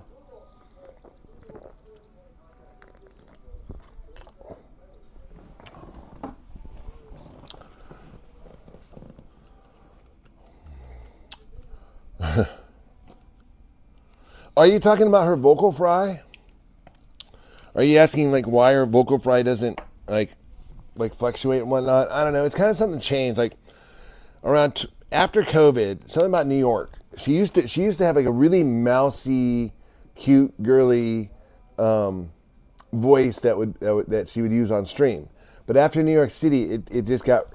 I don't know what it was with that place, but she just something kicked in, something changed, and that vocal fry. She's like, she don't talk like that no more. And the next thing you know, she's calling Scooters McBooters the C word and everything else. So yeah. The shape of the voice. That sounds interesting. What's that about?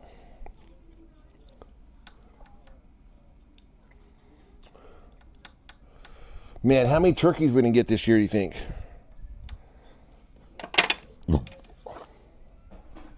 Does anybody ever find that readers get you dizzy?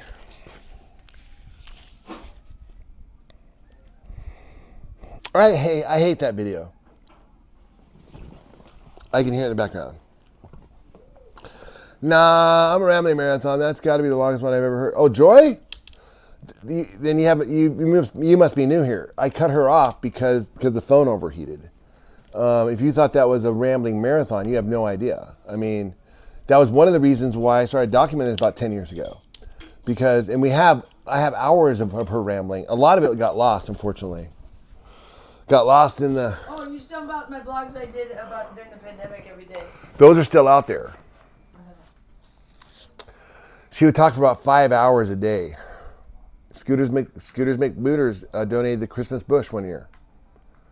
It was very nice of him, given the fact that those two were having a pissing contest of who makes more, a doctor or a lawyer.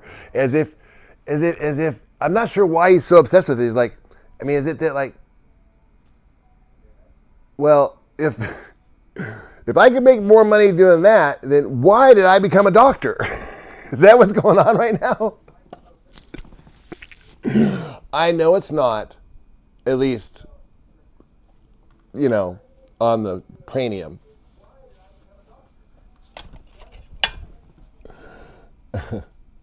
Okay, guys. Go on, Rich. Give it to him now, man. I love scooters, and I love, dude, one of my best friends, well, first of all, I have lots of friends that obviously became, my first fiance is a doctor. Does PhD count? Most people have like first wives. I have first fiancés. And if I would have married on my fiance, this would be my fifth wife. And everybody's like, oh, you're such a creep pervert. You married someone 20 years younger than you.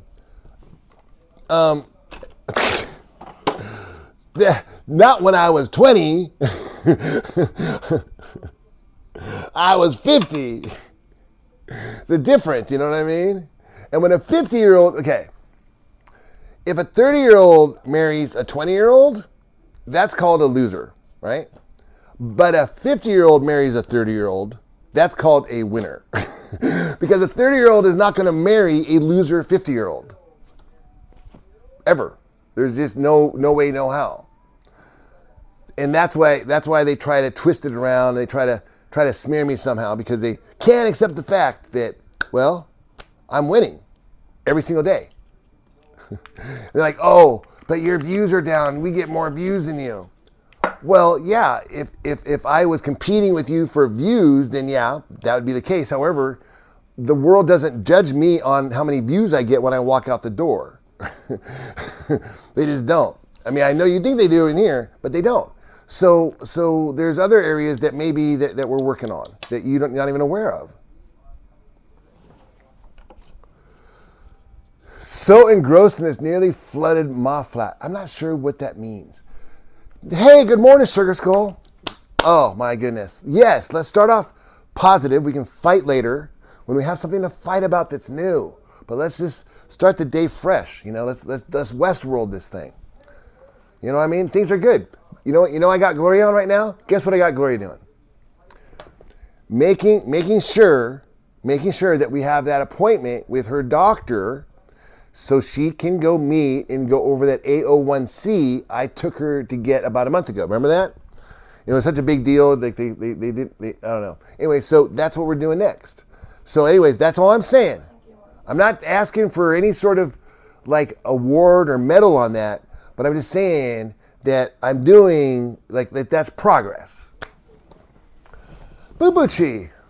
How to Scooter Daniel Bush? Oh, I don't know. Look, okay.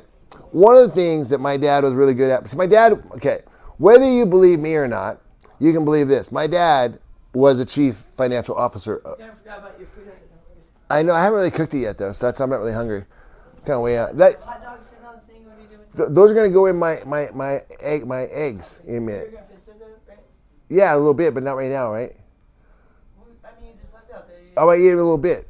Okay, do you want me to finish the hot dogs for you? Or Um, you should have to sit in the... yeah, why not? You want me to do the egg? You can, but I was gonna do it. Okay, yeah, you should bring them to do it. Yeah. Okay, but I'm doing my bong here right now. Is what I'm trying to say. You want me to put the meat back away and sit down here like the... No, just leave it. Leave it. Oh, right. Because that thing is frozen. I'm letting it thaw a little bit.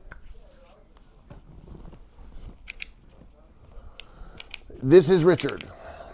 This is the one. The one. What have you heard? Let me guess. That if you're not careful, that I'm gonna kidnap you. Is that what you've heard? Okay. Not true. Not true. Not true. Hey, right here, right now. I remember you. I remember you from the old days.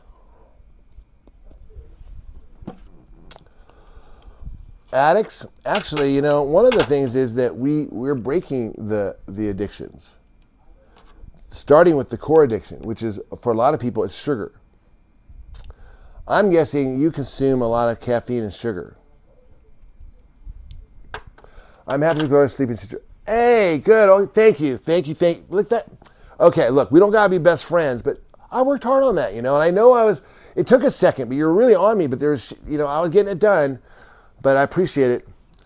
And okay, now that you say that, now I know you're not just, okay, you know what I mean? If you're gonna keep getting on me, I'm like, dude, it's not great. It's not great. And I have more things in my head that I'm working on. And not just here, it's just, I don't even want to mention them because it's like, you know how you guys get, you twist everything around, or you'll say, like 2 years from now, you'll take what my lofty idea was, and you'll say, oh, you said you were doing this, and now you're a liar. Well, no, these are just, it's called brainstorming. It's called, sometimes you just come, you know, just get ideas, you know. Hey, Scooters, what's up? I think the chef job would be a great addition to the outfit. I like that. I like that too. Hey, Scooters enjoys his time here because I'm not sure why he enjoys his time here. I mean, are you really a doctor? Because, I mean, it seems like, I'm glad that you find this stimulating. I think it's stimulating. I would find this fascinating. I mean, who else has the BTS to forget about like what's going on with Gloria and Annette, which is like Sugar Skull, and really now I see that, okay, out of everybody that's out there, Sugar Skull is the only one that, out of all the haters, she's the only one that's come over and said, hey, good job on the living situation. That's what you do if you really care about somebody. You say, okay, great. They like more of that. Let's see more of that. Let's see more of the bedroom stuff. You know what I mean? You don't just disappear when they're doing good stuff. Okay, I have nothing mean to say, so I think I'll just keep my mouth shut. Because my mom taught me, if I can't say anything nasty and mean, just don't say anything at all. You know, it's like a reverse sort of thing. Rich, you make me, okay, good, bro. You get me. I mean, there's a certain level. I don't mean to be this rude, but it does. I hang on when I have down. Cool. I figured, cool. Well, cool. Well, it is interesting, and I'm glad because I like you. What can I say? And I do like Barb. I do like Sugar Skull over there too. But man, it's like sometimes, and you know what I mean? Like I'm in a good mood. And then, like, let's just say if someone were to come in and start criticizing, as you guys have been doing, but you've been criticizing about the stuff. What am I going to do? I mean, oh, wait, you want me to start cooking? Yeah, you want me to get out there so you can clean? Is that what you want to do? You want to go? We got to go. Because we also need to get that cigarette. So we have to do that soon. Do you know why nothing gets done when she's not here? Is because I'm like the contractor. Okay, I have had contractors in my time. When I say contractors, like the construction kind, where you're working on projects. I swear, their hourly skill, Scooters, bear with me on this one. Because when doctors come in, they're 2 hours late, they're in here, they talk as fast as they freaking can, and they're gone. And you're like, wait. you're like, you know what I mean? But a contractor, man, he's got the hourly thing down. And it's like, next thing you know, it's like 2.5 hours, and you're having the best time talking to the guy. You're talking about, just the coolest stories. And then all of a sudden you realize, wait a minute. Are you on the clock right? I mean, are you charging me for this? Well, yeah, man, it's 2:00 in the afternoon. What do you think? I mean, it's like, you want me to get back to work? I'll get back to work. I mean, want me to talk to you? I'll talk to you. Doesn't matter. what we do, but my hourly rate is the same. Healthy Family Force debates are where it's at. We got to get more of them going on. By the way, you remember Boop? I talked to her last night. She's coming back for a debate.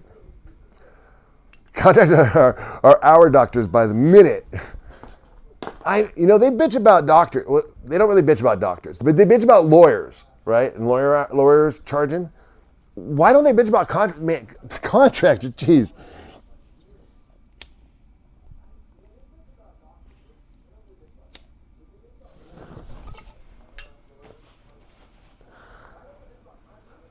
MD, you're all right. It's okay. You can be curious. I promise not to ban anybody.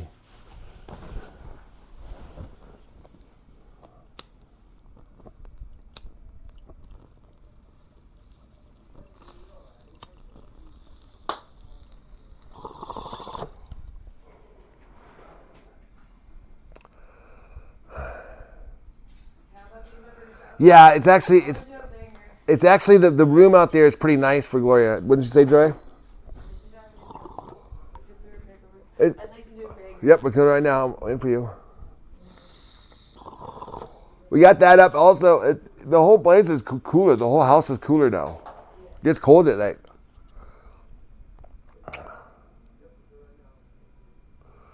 Oh.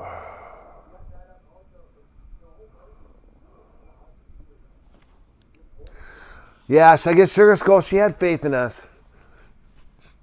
Okay, and now we have more stuff going on. But then they're going to get mad at us because... I have my gift cards. I know they're going to get mad at me because then Joy has to go to work. But listen, that's not going to be forever either. Here you go. What'd you get, Joy? I know that someone's coming in that's terrible. I'm using this in New York. I got $350 Uber Eats. Did you know I just had to show Gloria how to use the dental floss? Oh, wow. Yeah, my client, that's terrible. No, she uses thread, and then I gave her My client gives me these, he usually texts them to me. So my client that I saw last night usually texts me these. His job, he gives them to people, so he always has them. But he gave me this. He visited Vegas. He's the one that did dinner, so he gave me these for because he knows I'm going to New York. I might get to see him the day I arrive, but that's it. He's actually so bummed. He's like, "Oh, I'm going out of town the entire time. I'm going to be in New York except for the day you arrive." But if he can see me, he can only see like really late night the day I arrive. But he's going to try to make time. But he's a really busy guy with his job. So but he gave me these. So I'm going to have Richard get me the first night. It's already paid for my. Well, actually, it's a couple nights. For $150, you get a couple nights of the burgers. Probably like 2. With the way it's probably like maybe 3. 3. Maybe 3. Sweet. Maybe 3 meals. Sweet. Which I like to get the steak place that has these burgers. So that's cool. That makes me happy because I don't like to order from Uber Eats if we're paying very often because, they charge all these like delivery fees and things. But if you have gift cards, it's like, no, okay, sure. They'll charge a delivery fee. It's free. I mean, I know it takes out of the money for your gift card, but still it's free, So yeah, I got to add these to my Uber.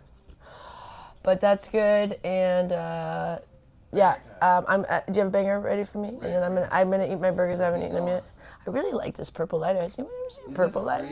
That's pretty. I've never seen a purple one. I've never seen one that pretty. Yeah, they're usually like red or blue or something. But that's pretty. We love each other. They say we seem like we care each other. Is what they say. Oh, we do. We love each other. Me and Rich have been together for 13 years. So my parents were married for 13 years, and they got divorced, which is crazy to me. Because we've been together for 13, married for 11. I'm like, I can't even imagine breaking up now. So I'm like, I don't know how my parents did that. Like, I don't know how people stay together that long and then break up. Like, that I would never do.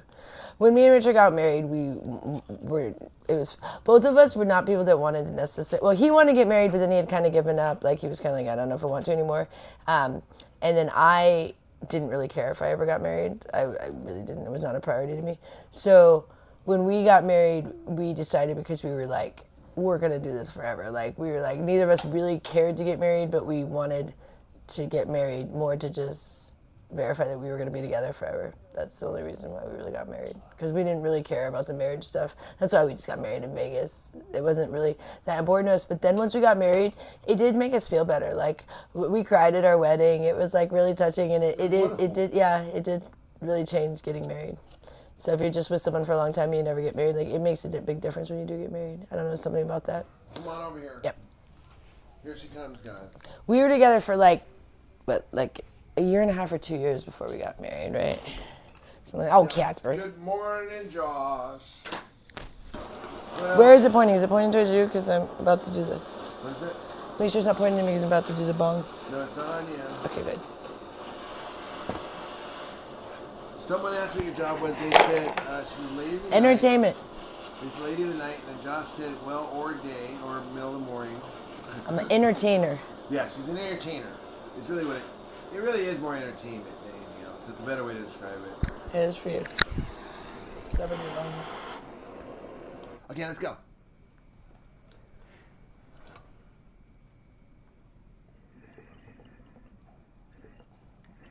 Oh, you cleaned all the dabs. Look at that. One of them. Oh, you cleaned one of them. One of them's still in there, I think. I'm gonna go higher. Still a little bit. I don't even know if there's enough in there. Oh, you did that, Nate? I think there's. Oh, I did. Sneeze.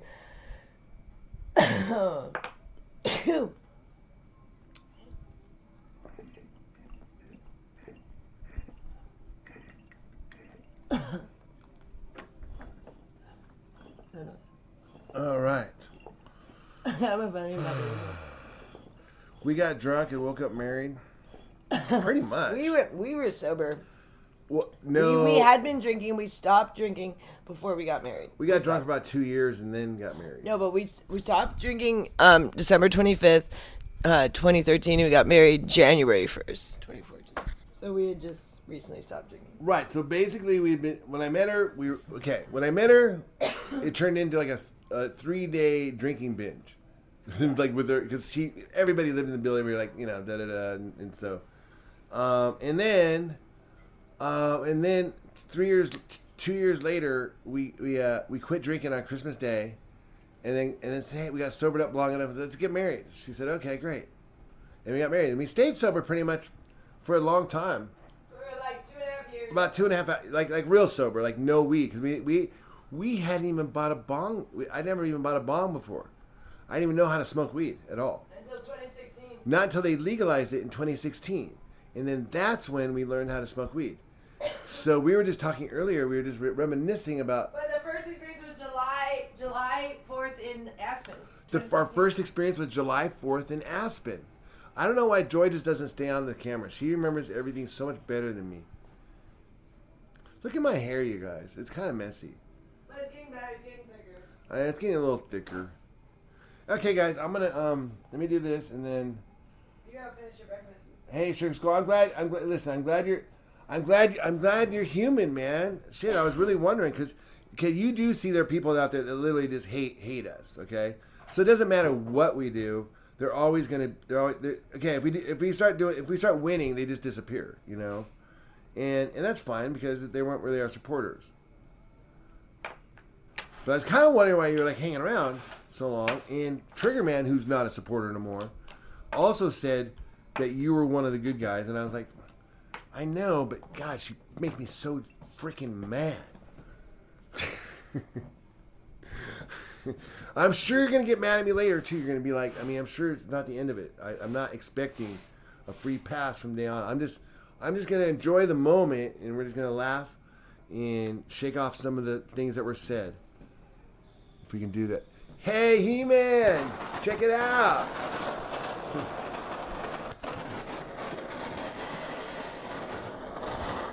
Good morning.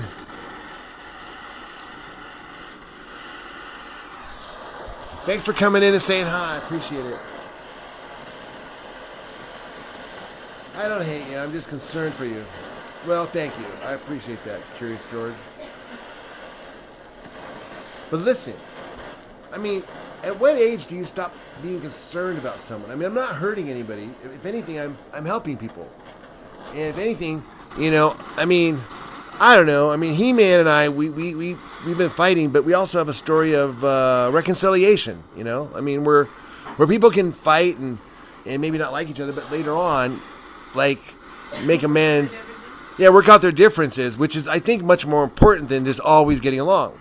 Because the skill set to work out your differences with people you don't like will come in much more useful than the skill set of just working with people you get along with. Yeah, what do you think we are? I'm having my burgers finally. She's having a burger finally. Oh, delicious, thank you.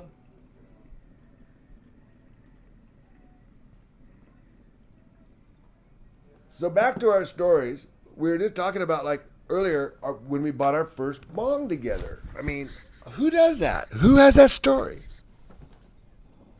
And then we just got our first dab together, like what, 3 months ago maybe? Yeah. Like 3 months ago we got a dab rig. Jessica, you're so welcome. Was it really just an attachment too? Listen, we've only been dabbing for 3 months. I don't know anything about it. So I got some questions if you guys know anything. I don't know why I showed the fire to He-Man. I think it has something to do with, like, for some reason, Beastie Boys, Intergalactic. It just seems like that torch would just be something they would just somehow incorporate into a video. What's a bong? It's kind of like something they use, like it's a water thing. I don't even know. I don't even know what is a bong. I don't even know. Water pipe? Is that what that is? I don't even. What is it? I don't even know. Okay, you gotta admit though, it's okay. As much as you might hate, like say what I like, hate whatever and make fun. Okay, dude, if I'm getting stoned at 8 a.m., not even 8 a.m. on a Monday morning, I mean, come on, right? I mean, Monday morning blues. Think not. Jessica says, Rich, thank you for the videos. Jessica Hansen, it was my pleasure. It was an honor. Glass water pipe. Show her the box. Just show her. Yeah, this is what it is. This is what it is, and they have this new attachment thing. You see this? This takes this stuff called wax.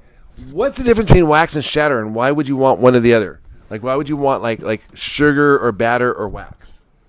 Because sometimes I feel like the shatter seems like it burns cleaner, but is that my imagination? Yeah, I can show this. I can show. Just can't do it. So this. Concentrated weed. Yeah.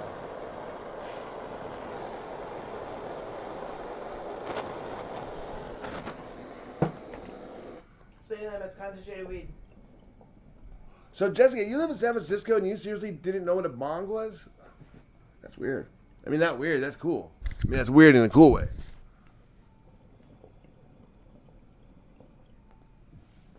Man, I take everything very seriously.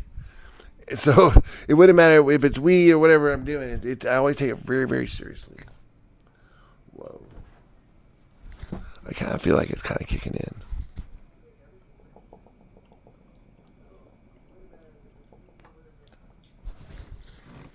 I mean, think about it. Like, what if, in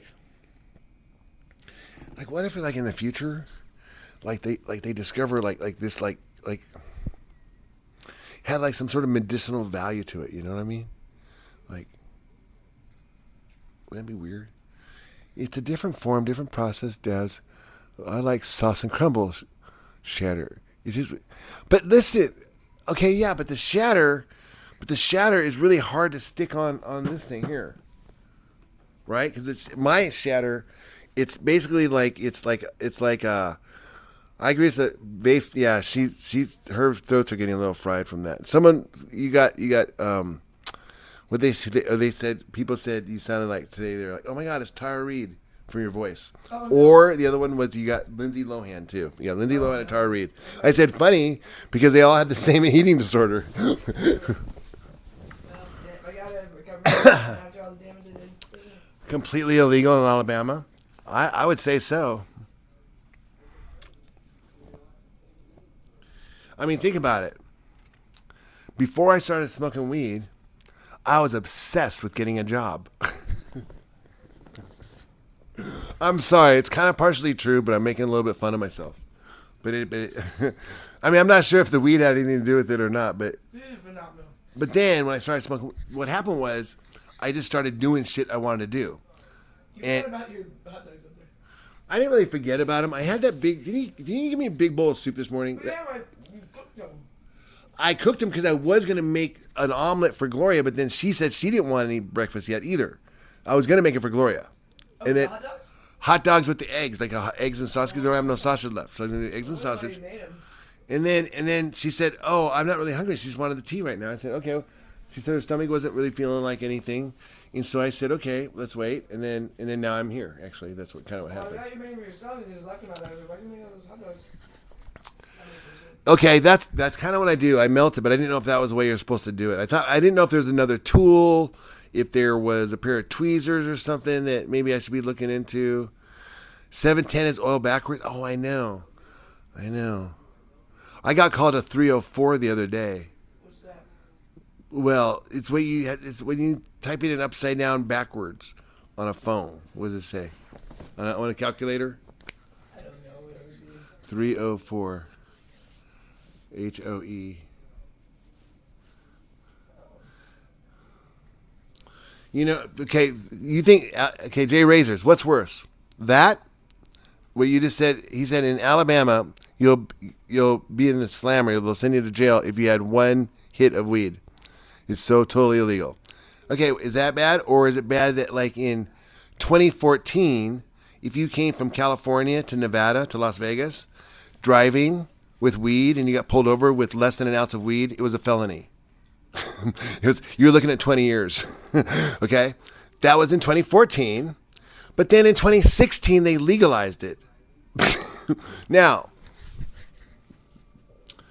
I mean, what's the message here? Because I thought that felonies were reserved for like the worst people on the planet. Right?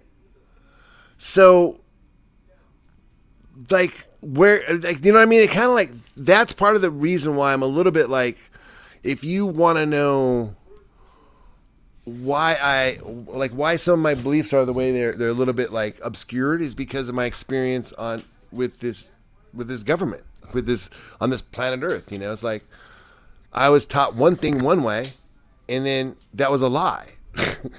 And in fact, if they hadn't told me that, I probably would have been a lot more connected with my family years ago.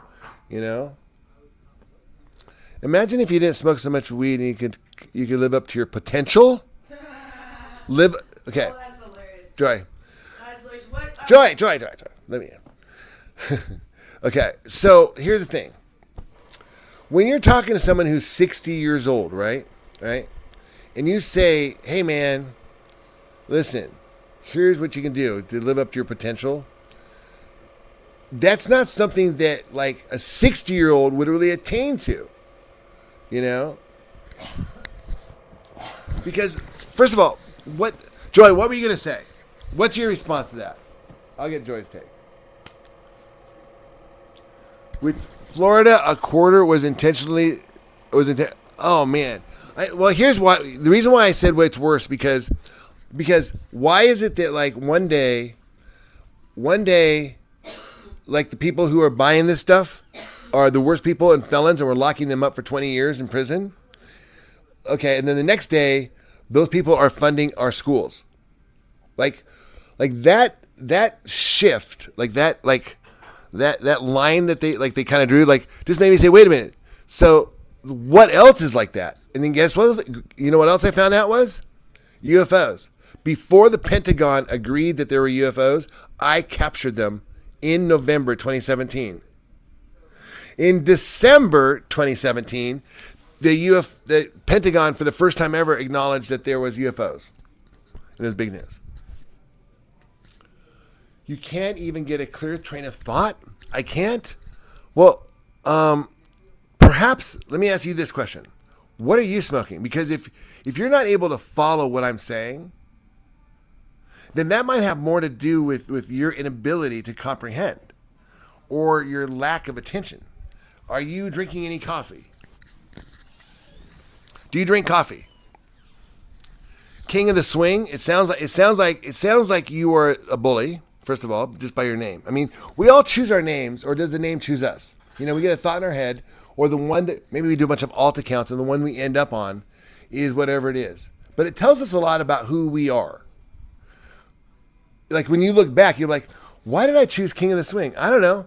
I just enjoyed pushing people off the swing and being the king of the swing because I wanted to be the king. I wanted to be the boss. I wanted to run the show.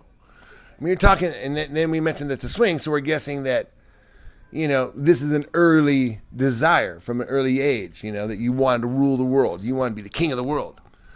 Am I right? You haven't answered the question about how much coffee you drink.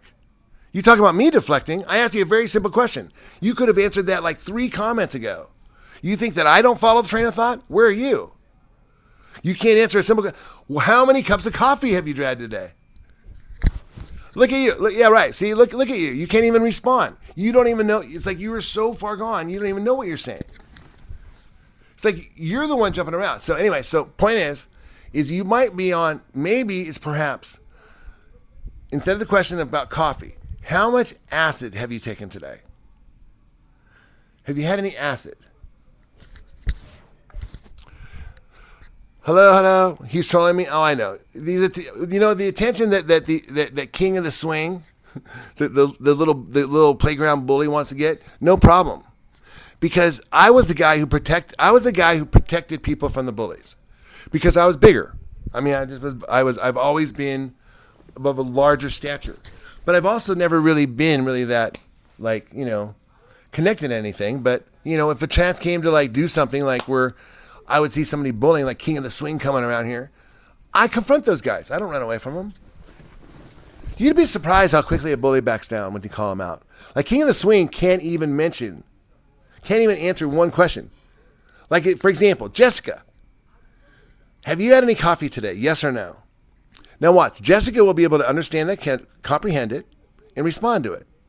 King of the Swing over here, blah blah blah blah blah blah. He's like a baboon on the swing, trying to run the swing, like blah blah blah blah blah. It's like he can't answer because he can't follow. Jessica Hansen, yes. Jessica Hansen had coffee. Thank you, Jesse. We can have a conversation. You see, so King of the Swing here. You see, you've just been proven that you cannot follow the conversation. You're like all over the board. Go back and read your comments. It's like if I were to respond to every one of your comments, I would literally be all over the board. So what I'm saying is that you're projecting. So as you think that I'm all over the board and that I'm all on drugs, which I'm not, whatever you're doing, which it sounds like you might be doing more than just caffeine now, because you're afraid to even admit that, tells me and tells the rest of the room that you they're always bigger. King of the Swing. I know I'm sorry. That's just the King of the Swing. I'm picturing Cartman. Cartman with a beanie is what I'm picturing for King, like a real life version, not a cartoon version, but a real life version, and not a kid. I'm picturing somebody probably maybe in his 30s, but it's like a 30-year-old Cartman. You know what I mean? Probably wearing a beanie. And that's pretty much, and also just, you know, maybe still pushing kids off the swing. Who knows? Hey man, this is my neighborhood. I live down the street. I own that house. In fact, my parents grew up down here. I've come this damn swing since I was a kid. These are my swings. It's like, bro, you're like 30 years old. Doesn't matter. There's no age limit. Do you see a sign that says that you have to be a certain age? These are my swings. I am the king of the swing. Yeah. Or are you a swinger? Hey, man, do you swing? I got a dude I should introduce you to. There's this dude named Ava the G. He hooked me up with this dude named. Sorry. Cheers, guys. Okay. Back to reality. Well, that's funny. After 9 years, I'm not sure so much will change for you two. Try not to be nervous. I know you'll be nervous, I'm sure. Sugar Skull will always be nervous. Yeah. But look, she's around, right? But what happened to Trigger Man, you know? The guy who supposedly cared so much about Annette and Gloria. The guy you were fighting with, remember? We were fighting about something and you were worried about Gloria because I'm telling you that was a good thing. Hopefully you saw that it was. Because what happened after that? we fucking bought the bed. Now you know what we're doing? We're talking about getting them both the car. We're getting a third car. So that's a lot. 3 cars is a lot for someone who is cash basis. Scooters was asking that, like, why do people, we didn't have financial problems until COVID, bro. COVID had a lot to do with it. And now then we had to help out Gloria as we had a lot of catch up. But yeah, you're right though. A lot of it does, when you're on a cash basis, you don't have credit. You don't have what's called a steady income. The steady income is what you want. So when you say the retainer, I mean, Joy kind of gets those offers, but it's like, man, I love your hair, Joel. Thank you. I really do. Turbo Christ, good morning. Yo. Nomad, put the mic down. Okay, bro. All right. I'm going to put it down. All right. No. All right. Mic is down. All right, get him. Ah! I got another mic. He's got another mic. Oh,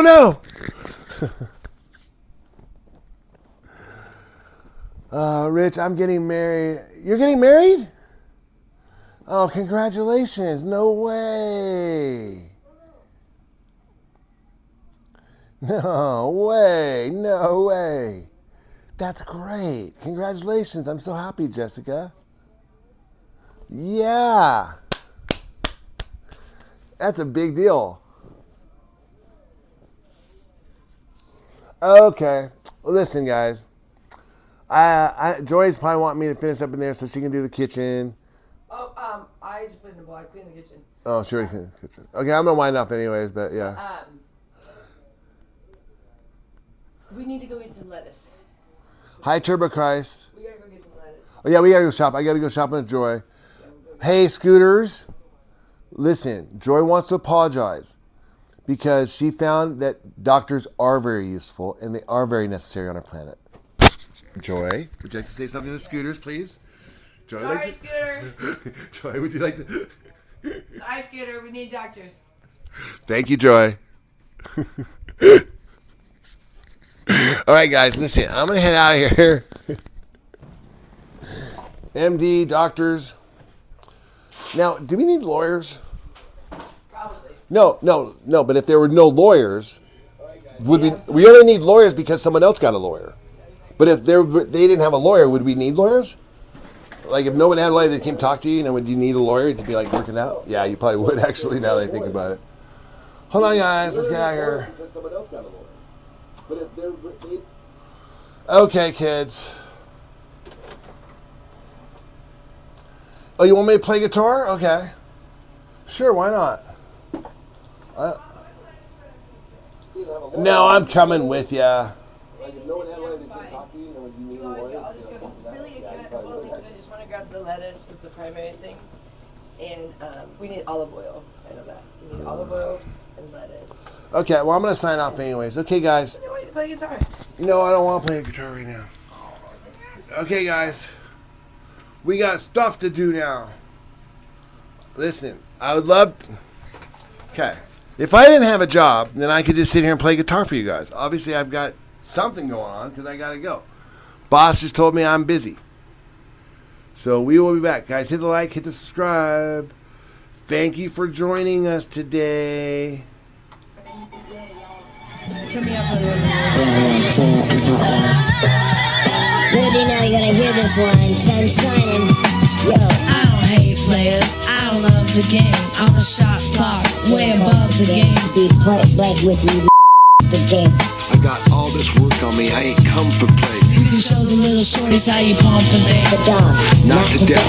I'm not impressed. I'm not amused. I'm not confused. I'm not to do. I'm a grown man business. I'm not in school. Put your hand down, youngin'. This is not for you. On my jail, my beats with the Kanye, yo. Your name on the market, your name off the payroll. Style fresh like I'm still a Dayo, and it's been like that since the Dayo. On more time than a Rollie or Seiko. Step on deck, your neck, or do what I say so. Get up or get out, get down or lay low. you're standing in the shadow. Open Jedi, I am Black Jedi, that Jedi. Black people, white people, Let's move. Shout out to my man Cali Kweli, we on top. Shout out, check it out. Yo. Check it out. Slim Jedi, Cast a big shadow. Cherokee red to shoot the long arrow. Got more skill, more aim, and more ammo. You can get it all from a big or small barrel like Hail Mary, full of grace, Jedi. Come and shoot up the place and make you pull up your face. The death. I pull out the ace from the jungles of the Empire State where there ain't no escape. 247 718, and that's like every night and every day. From the place that I settle insane to the states, I'm collecting my pay. Blast off and I'm back to the cave. Hold it down for my family straight. Represent in a family way. Football, not for amateur play. Billy Ross is an amateur stage. Before the president, the camera is raised. Like a long-time man of the way, you understand me straight. Yeah, no doubt. Excellence. And that's what it is, you see. I done see some crazy things in the street. Got this whole world working on the changes for me. But I gotta keep my game tight like Kobe on game night. Like take it from a hoe, no better. I know that it ain't right. Done seeing people killed, done seeing people deal, done seeing people live in poverty with no meals. It's where we live, but that's just how it is. It might be new to you, but it's been like this for years. It's blood, sweat, and tears when it comes down to creating.